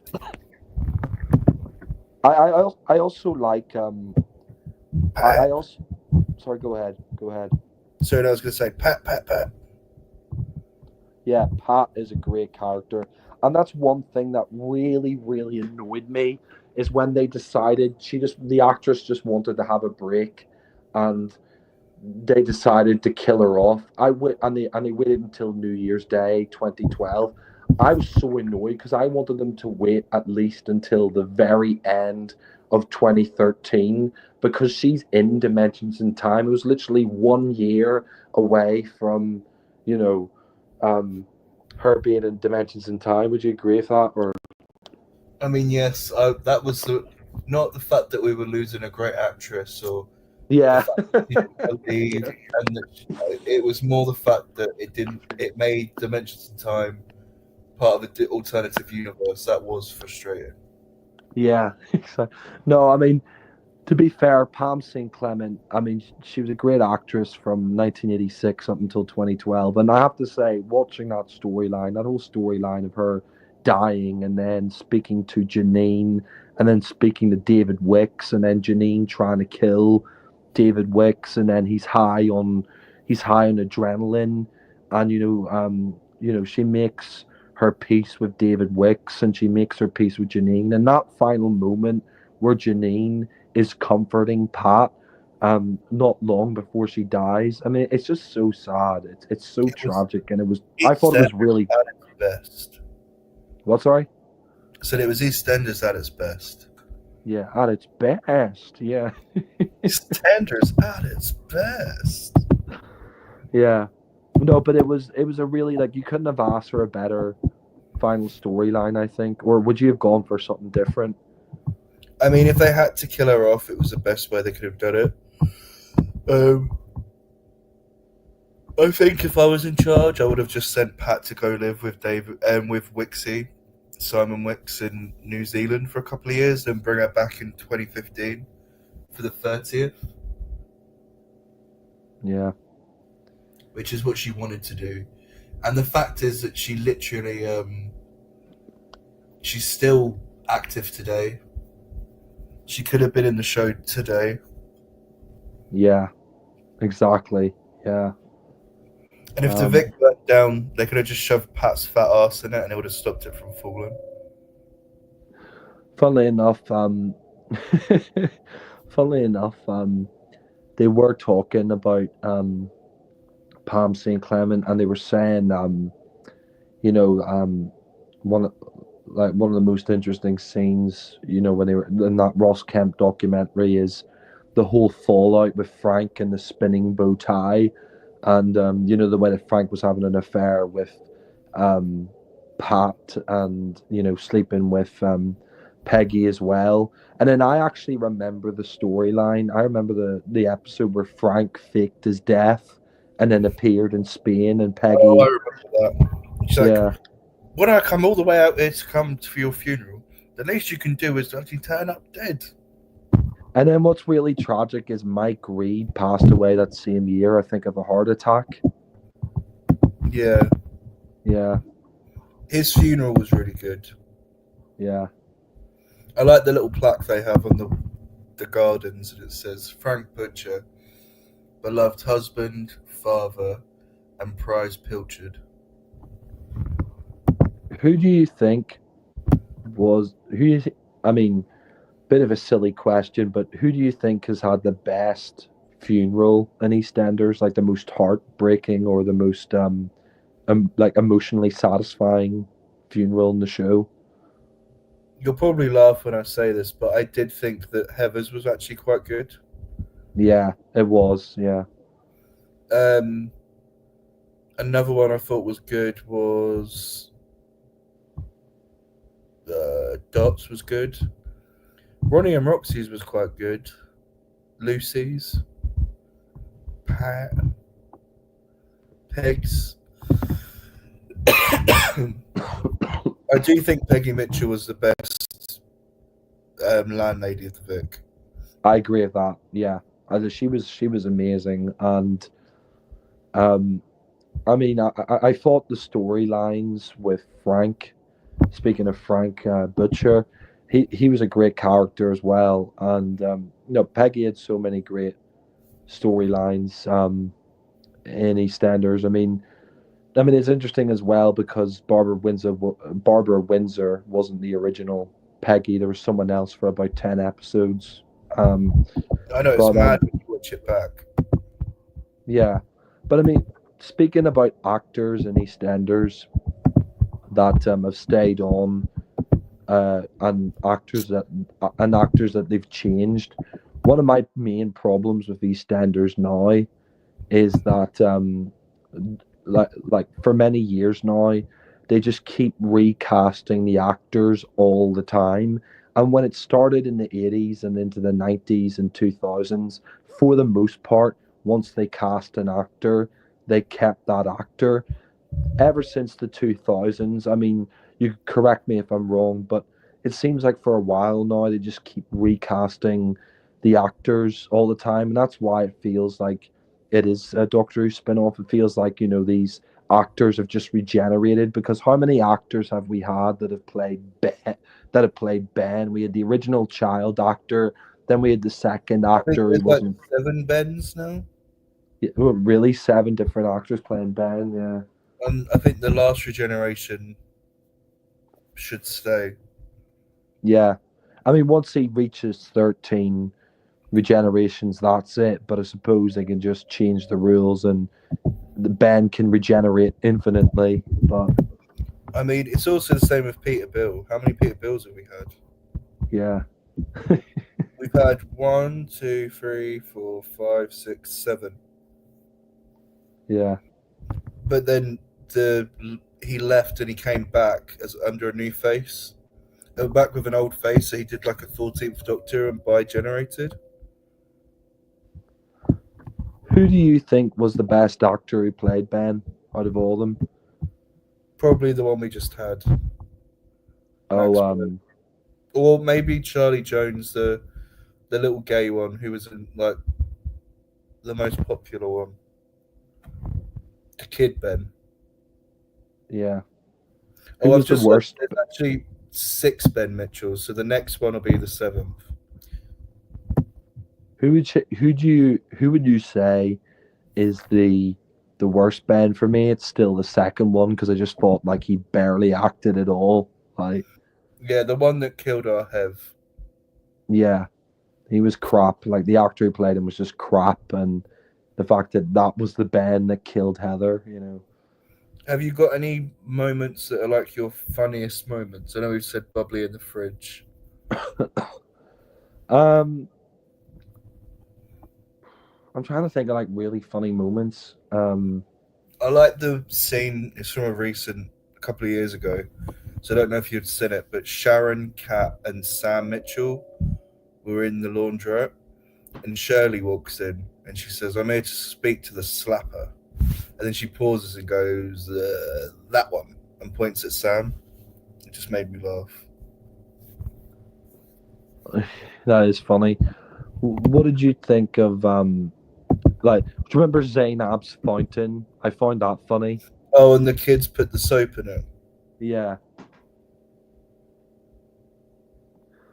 Do you know what I find a funny moment? The way Phil is like the playground bully, as Dan called him, who built their reputation when they're young and then lived on it well past their sell by date.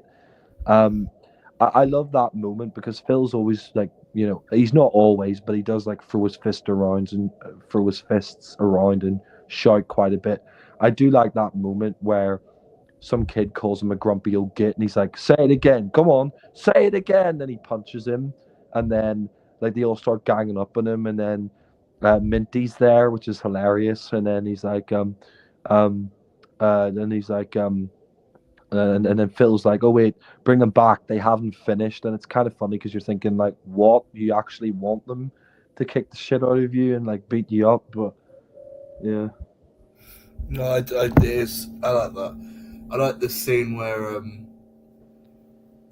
Phil takes on a bunch of kids and he's like punching them. He goes, "Come on, then you want one?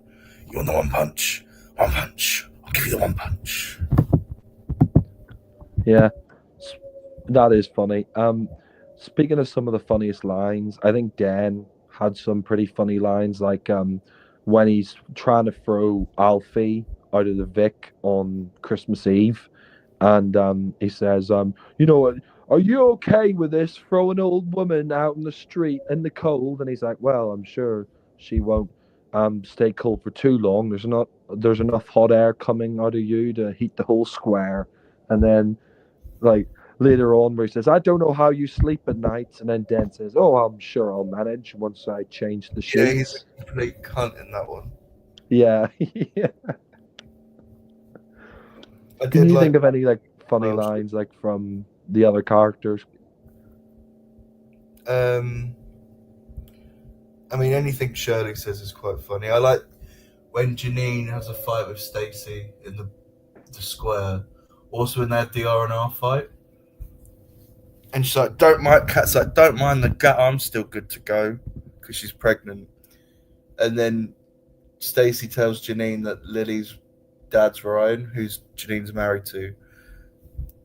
And Janine goes mad and she'll cry. And then the fight ends. And then Kat goes, by the way, this one's Ryan's and all. And she shows off her big gut.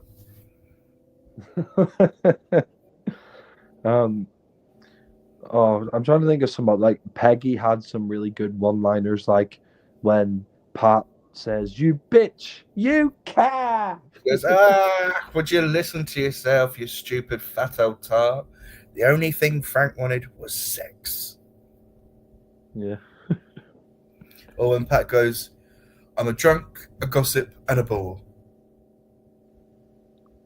Or when my favourite actually was when Pat was dying and Big Mo hates Pat because she married Pat's brother. Goes into hospital, she's like, you keep your chin up, yeah? All 6 of them.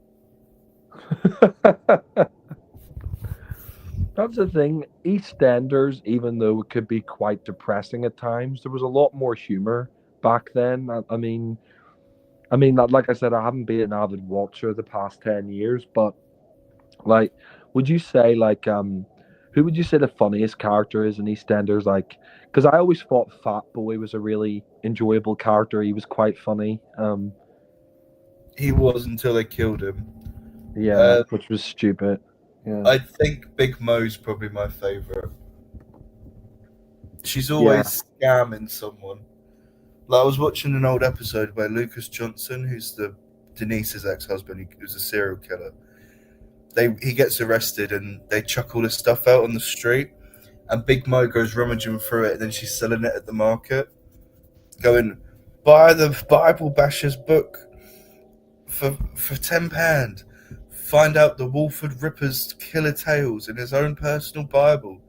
And Chelsea sees it, and they're like, Mo, have some respect. She goes, all right, I'll give her a cut as well. Yeah, that was quite good. Oh goodness. Or when Archie was killed, and Big Mo was on the market taking bets. She's like 2-1 on Peggy,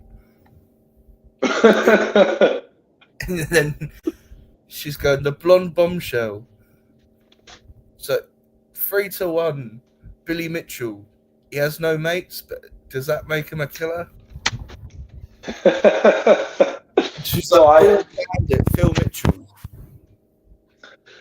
I agree with you as well. Like, watching EastEnders, like when I was younger, like she was always like the funniest character because she was always just like taking the piss and insulting people and stuff. And Kat was really funny as well. Kat was really funny. Love Kat. I didn't become a little bit slag. I became a total slag. Yeah. I just love you. I hope it goes on for another 400 years. Yeah. I mean, I hope it go. Oh, sorry, go on. No, what were you going to say?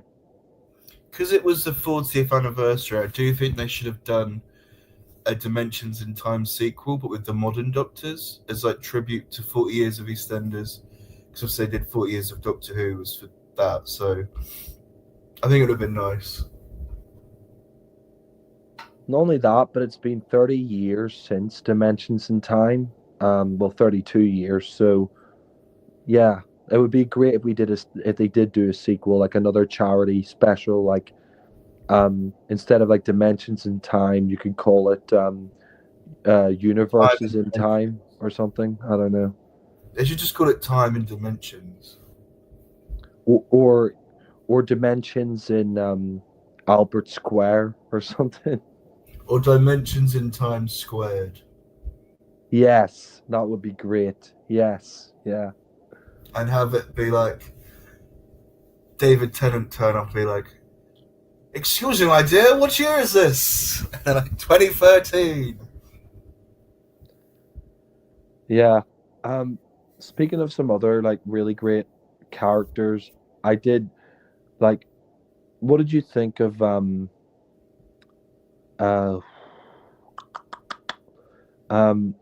what did you think like out of all the decades? I mean, we've only had, I mean, 4 decades is a lot, but it's only 4 decades in terms of human history. Out of the four, well, we didn't yet.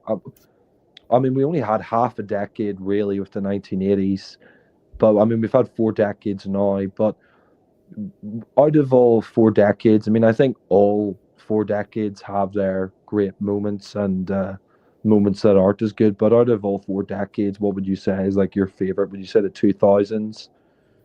Yeah, for me, probably the 2000s, but I think the 90s are also very good. Yeah, I would say the 2000s as well because that's when I first started watching it. But I would say like maybe the 80s and then the 90s. But yeah. Yeah, It's good characters. Yeah, sorry, what were we going to say? No, sorry, you go. No, I was going to say I haven't really watched many of the. I mean, I've seen quite a few 90s episodes. And the 90s is a great decade.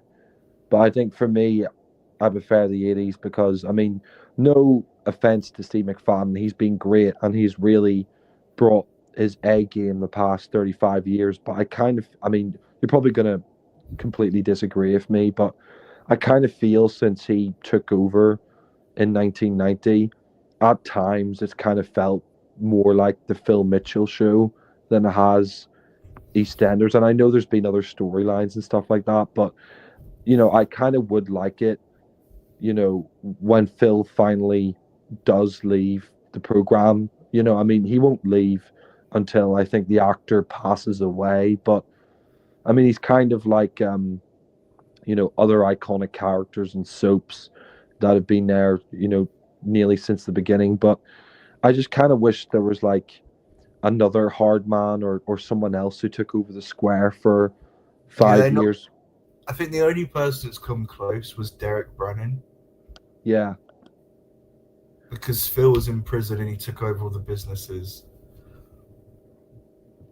Yeah, and yeah, they killed off Derek Branning too soon. And I mean, Steve McFadden's been there 35 years, and it would be great if they had Derek Branning ruled the square for 5 years and Phil was gone for 5 years, or he was in the square for 5 years, but Derek Branning was running it, or even if some other gangster was running it for 10 years, because you would still have 25 years of Phil being the top dog. But yeah, I mean, what are some of your like favorite? I'm trying to think of some more of the female characters. I don't want to make it like all a sausage fest, just talking about the best male characters. But like, who would you? Best. I mean, I like Mel Owen. Mel Owen's a very good character. Yeah. I liked her feud she had with Sharon. I agree with that. Kat obviously is the best. Ronnie and Roxy I love. Biggest mistakes when they killed them off. Oh yeah, Ronnie and Roxy were two of the very best characters. And you remember Roxy's boyfriend Sean or whatever his name was? Oh yeah, Stacy's brother. Yeah, yeah. He actually went on to being Captain Marvel. Oh, I can't remember. It's such a crap film. I didn't know he was in. I need to rewatch that. But He plays the motorbike guy that she has a fight with. all right, right. He says, "I am Sean Slater." I never saw the sequel to Captain Marvel. Was it any good, or the Marvels, or I actually think it's really good. is it actually? Yeah. I thought it was a lot better than the first film. I know that what's her name, Brie, is it Brie Larson who plays? Yeah, Brie Larson. I know she was angry about the Marvels, like, there was more than one character in it, but yeah. Yeah, but I'm sorry, but it needed to have different characters because she was so shit. Yeah. Speaking of Kathy, what did you think about the whole storyline of her trying to kill off Cindy? Do you think that was out of character for Kathy or not really? Well, I just think it made no sense when she spent a whole year, the Christmas before, covering up Keanu's murder and trying to get over that and cover up just to finally be free of it, and then tried to kill someone again on Christmas Day. Yeah. Seemed a bit stupid. What about you?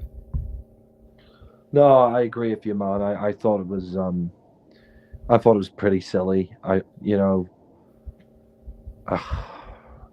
I mean that's the thing. Like, I'll be honest, I thought 40th anniversary week was a little bit underwhelming. I mean, I'm sorry, but I mean, even though the Vic explosion, I did really like that episode where they're trapped in, for the most part, in the Vic as it's exploded. I'm sorry, but I do think that it could have been handled much better because, again, I mean, how many times has the Vic been burnt or, something bad is it's so predictable by this point. And even though I did like the fact that we're trapped in the Vic, we never seen that. I mean, I could be wrong, but I don't think we've ever seen an episode where characters being trapped in the Vic as it's crumbling down around him. But I'm sorry, Sonia's baby, I thought that was just so ridiculous how she was pregnant and then the baby went blue and then all she had to do was just comfort the baby and it was fine. I'm sorry, but my younger cousin, when she was born to my auntie and uncle, the baby went blue and they were worried it was going to die, but I'm pretty sure the doctors and all, and like they have medicine and things like that. I'm pretty sure, that all yeah, I'm pretty sure all they needed to do was just, say, oh, it's okay, and then, like the baby would be fine. It's just so stupid. And not only that, but I agree with you, Louis. And like my friend agreed with me as well when I talked to him about it. They should have just killed off Sonia. I'd much rather Sonia be killed off than Martin because I mean I've always thought Sonia was a bit of a crap character. Not always. Hello, Martin. I want to play my trumpet. Piss Yeah. off. It made no sense. So she was a nurse, and the baby came out not breathing. All you have to do is rub its back. Yeah. What did you think of Billy and Honey's wedding? Like when they all stood up and like saying That was so shit. Because if that happened at a real wedding, they would go mental. yeah. You wouldn't allow that at a real wedding. And then do you remember Grant said as well when Honey was in her stupid onesie and she was wearing around the square, he was just like, oh, are you sure you married the right Mitchell? It's like, come on, Grant, that's low even for you, Come on, marry me. Yeah. I'm sorry, but Grant and Phil look like two swollen testicles now. Yeah, they do. They really do. Do you remember the episode as well where Grant years ago, I remember watching it at the time, where he throws that girlfriend that he had in the bin and he calls her a bitch? the Brazilian woman. Yeah, and he calls her a bitch, and I'm gonna be honest, like that kind of shocked me at the time because I didn't you didn't hear language. Well, I mean, you probably did, but I didn't hear anyone say the word bitch before that episode where he dumps the Brazilian girl in the bin. Um, but yeah, no, I do remember Dan getting killed off and Johnny Allen, and I do remember as well because Steve McFadden was away for EastEnders for about 2 years or less than 2 years. I do remember the scene where I do clearly remember watching I remember clearly on watching on broadcast the episode where Grant and Phil return to the square and they see Peggy who's being attacked by the purse snatcher. I enjoyed that episode. Yeah. No, I agree. I just I want Shirley to come back. Yeah, that'd be great. What did you think of the whole who shot Phil storyline, with Lisa? That was a really good whodunit. Yeah.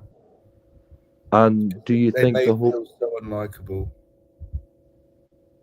Yeah, go ahead, sorry. They made Phil so unlikable, yeah. That's what I'm just saying. They made him so unlikable that it was like it could have been anyone. Yeah. No, exactly. And I mean obviously they took inspiration from Who Shot JR in Dallas, but And who did shoot JR? yeah. It was Texas Tim. Oh wait, sorry. No names, no names. Yeah, no, you're right. Yeah, no name. Sorry about that. Names, you have to leave. Yeah, you're right. We're only joking. We're only joking. I want to make an apology right there to Tech. I want to make an apology right there to Texas Tim and anybody else who's been watching this. We've just been talking about EastEnders for the most part. We're not saying anything negative against anyone. And thank you, Joe. We are saying negative against George Beck and Noel, but apart from that, yeah, apart from Noel and George Back, everybody else, for the most part, you're. you all. Yeah. But yeah, fuck Noel and George Back. But yeah. But yeah, the episode as it went on, I mean, we're definitely gonna wrap this up at 2.5 hours because it's been going on ridiculously long. But I mean, there's so many storylines that you want to mention, both of us and EastEnders over the 40 years. I mean, we could always do a part 2 at a later date. Yeah, we could do an episode 2, we'll do a part 2, not in the next Prime U, but maybe in the third or fourth one. But yeah, oh yeah, one of my favorite storylines as well was one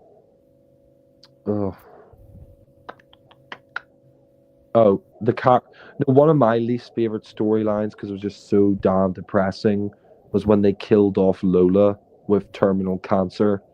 I mean, I thought it was done really well, but it was the wrong character to do it with. Yeah. No, it was done well. No, I do remember watching some of the episodes at around that time and some of the clips on YouTube. It was handled well, but that was such a likable character, and yeah, it's a real shame. I want as well, like Michelle Ryan has refused to ever return to EastEnders since because she wants to have a career in Hollywood. But I really would love the return of Zoe Slater because Kat's still in the show. I would love the return of Zoe Slater as Michelle Ryan. Yes, I do think she should come back. Yeah. Because there's so much more you could do with that character. I mean, I think we both agree they wasted Janine for the most part when they brought her back. I mean, yeah, Janine was completely wasted. Yeah.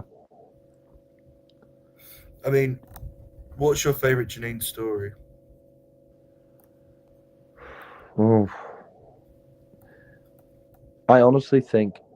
I mean, there's been so many great ones. I love the Archie Mitchell one. I loved some of the other ones that she's had. She's about as Jewish as a bacon sandwich. I love that with Pat. It was But brilliant. I honestly think rewatching the clips and all, because that was the first time she actually killed anybody. I do think the storyline with Barry, where like Barry, because I was rewatching that clip earlier today, where Barry was saying, you love me, and she's saying, no, I don't have a heart, and he's like, but you did love me just for that split second in the jacuzzi when you were talking about Frank, and then he says, we don't even have to be in the same room, we don't have to sleep together, you can keep all the money, and then, you know, like he goes to kiss Janine, or like, well, I don't know about kissing Janine, but like trying to like, you know you know, show Janine that he loves her, and then she, you know, I mean, she doesn't mean to kill him. She like, I mean, they're on the edge of a cliff in Scotland or Wales or whatever it was. I would not the edge of a cliff. They were in the Highlands or the whatever it was, and she didn't mean to kill him. Like she just like pushed him to get him away from her, and then he like falls down and hits his head in a rock, and then like as he's dying she's saying, I told you I don't have a heart, and then later on she tells Ricky, like, I mean, would you say that's one of her best storylines? Or I mean, it's probably not her best storyline, but the fact that that was the event that she first killed Ricky over. Yeah, I don't know what you thought about that, but yeah. Um, Not She didn't kill Ricky. Sorry, she killed Barry and then confessed to Ricky in private that she killed Barry. I mean, I just love how Janine gets away with murder. Yeah. There's no one like it at all. No, I actually think her best storyline ever was when she met her match with Michael Moon, and she was saying like, "Oh, you think you're gonna have, a life of domestic bliss, and I cruelly snatched that away from you." And then she says, "You're just a scared little boy who's still crying over his mother's dead body." And then he like starts strangling her, and then he says, "Say sorry," and then it's like, "Kiss Scarlet goodnight for me." And then later on, because you got all this stuff with Alice, and Michael's like, "You serve me," and then she like tries to frame Alice for killing Michael. I think that was the best storyline. Would you agree, or would you say Archie Mitchell or something else? Or... No, I think it was definitely Michael. I also liked her feud with Stacey. Yeah, Um, as it is now half past, should we call this a day? no, we should. Yeah, no, it's gone on too long. One last thing I will say is, I think one of my favorite storylines is when Dan frames Phil for armed robbery because of all the stuff he's done to Lisa, to Dennis, getting Dennis beaten up, putting the drugs in the club, what he did to Sharon and everybody else. And I do love that line when Sharon says, "Oh, who made you judge, jury, and executioner? You think you're better than him?" And then he says, "Oh, yes, I am, because I reeled him in. I landed him and I got him, making out that I was weak.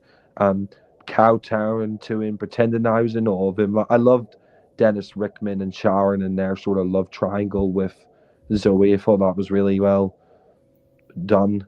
But yeah, I don't know what did you think the whole Dan Freeman Phil for armed robbery? Do you think it was a bit predictable and a bit cliche, or do you think it No, I was? thought it was good.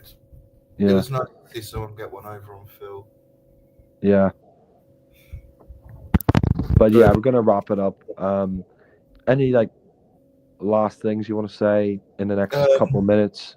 just thank you, Matrix Sword 212, for giving us this opportunity, the rights to Prime U and the Removians. I just want to say thank you to EastEnders for 40 wonderful years, and we hope it continues. Leave a comment down below of what you want us to discuss next.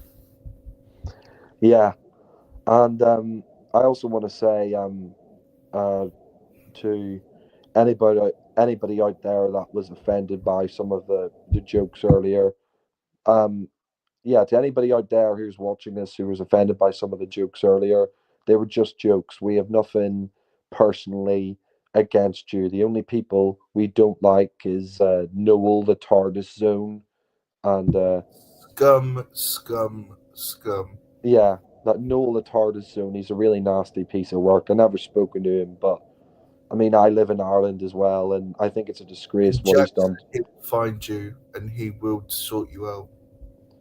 Yeah, Den Watts will find Noel the TARDIS Zone, and he'll have a word with him. Let's say. What are you And gonna George back, I'm coming for you. say? I'm coming for you. So Get fucking come out here now. I'm gonna fucking kill you. aye, get the vodka in the field, mate. Uh, And I'm gonna rip your throat off your head. yeah. All I'll say is George, because I know he lives in Dublin.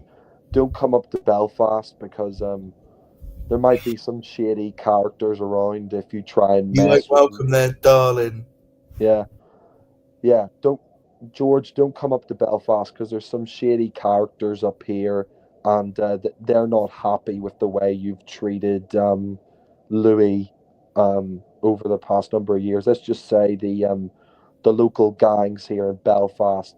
They wouldn't be happy, George, if you came up to Belfast because of the way you've treated Louis over the years and the way you broke up Brewery. But that's not a threat, by the way. It's a I'm just promise. joking. I'm just joking. That's not a No, no, threat. But no. It wasn't a threat. It was a promise. anyway, I mean the real EastEnders, in my opinion, is East Belfast. But that's a whole different discussion that we could have in a prime view at some point. But um, yeah, just want to say as well to Joe, I hope you're doing better, man. I know you've had a rough time recently with your job, and you can't. There's a lot of ageism out there, and you lost your insurance and all that. So, um, like I'm wishing well to you, and wishing well to Sharon and all the people in your life, Joe. And I do think it is, this is me being 100% honest. I do think it is a disgrace that there is so much there's so much ageism against you, and you struggled to find a job, and you were unfairly fired from your job. I mean, those guys are not very nice for what they did there, and I think Joe's working again. Hopefully, he is, because there shouldn't be the ageism against him. And I'm sorry that Noel's been attacking you for over a year, which is really, really nasty of him to do. I didn't even know that till I watched some of your recent videos that Noel's been attacking you for over a year with his like troll armies on YouTube. It's just so sad that he would do that. And it's great that you're doing so well with PSN and you're like really high up there with PSN, and keep on fighting, Joe. You're an inspiration to all of us, and that isn't me being sarcastic. No, no, no. Yeah, He's an inspiration. He helped so many people. I mean, yeah, just a he, good guy. And you don't deserve when people troll you. We know who does. yeah, and he's never said a bad word about anybody. Isn't He's never said a bad word about you, about me, about anybody. He's never made any troll accounts. He is an agent of the light, and we need to remember that. And Supported Trump before it was cool to do it. yeah, And we respect that. and he's a holy man. He's a man of God, and thank you, Joe, and fuck the TARDIS zone, fuck Noel, and Yeah, I know where he lives, and we'll send God round to see his error in his ways. yeah. Well, that's pretty much it. Thank you, and yeah, once again, for the millionth time, thank you, Joe, for letting us resurrect from the dead, like Dirty Den, the Prime U casts, because we haven't done. I don't think anyone's done a Prime U cast in like since 2017 was the last Prime U cast, wasn't it? Could be Yeah, wrong. now we own the rights to Prime U. Yeah, but we're gonna have maybe a few others on, maybe Connor, or maybe it'll just be me and Louis. over the coming weeks and months. And like I said, all the stuff we said is banter, it's just jokes. The only person we don't like in this call is in this cast is Noel Batardazone, and keep on trucking, Joe, and take care. Bye for now. Bye.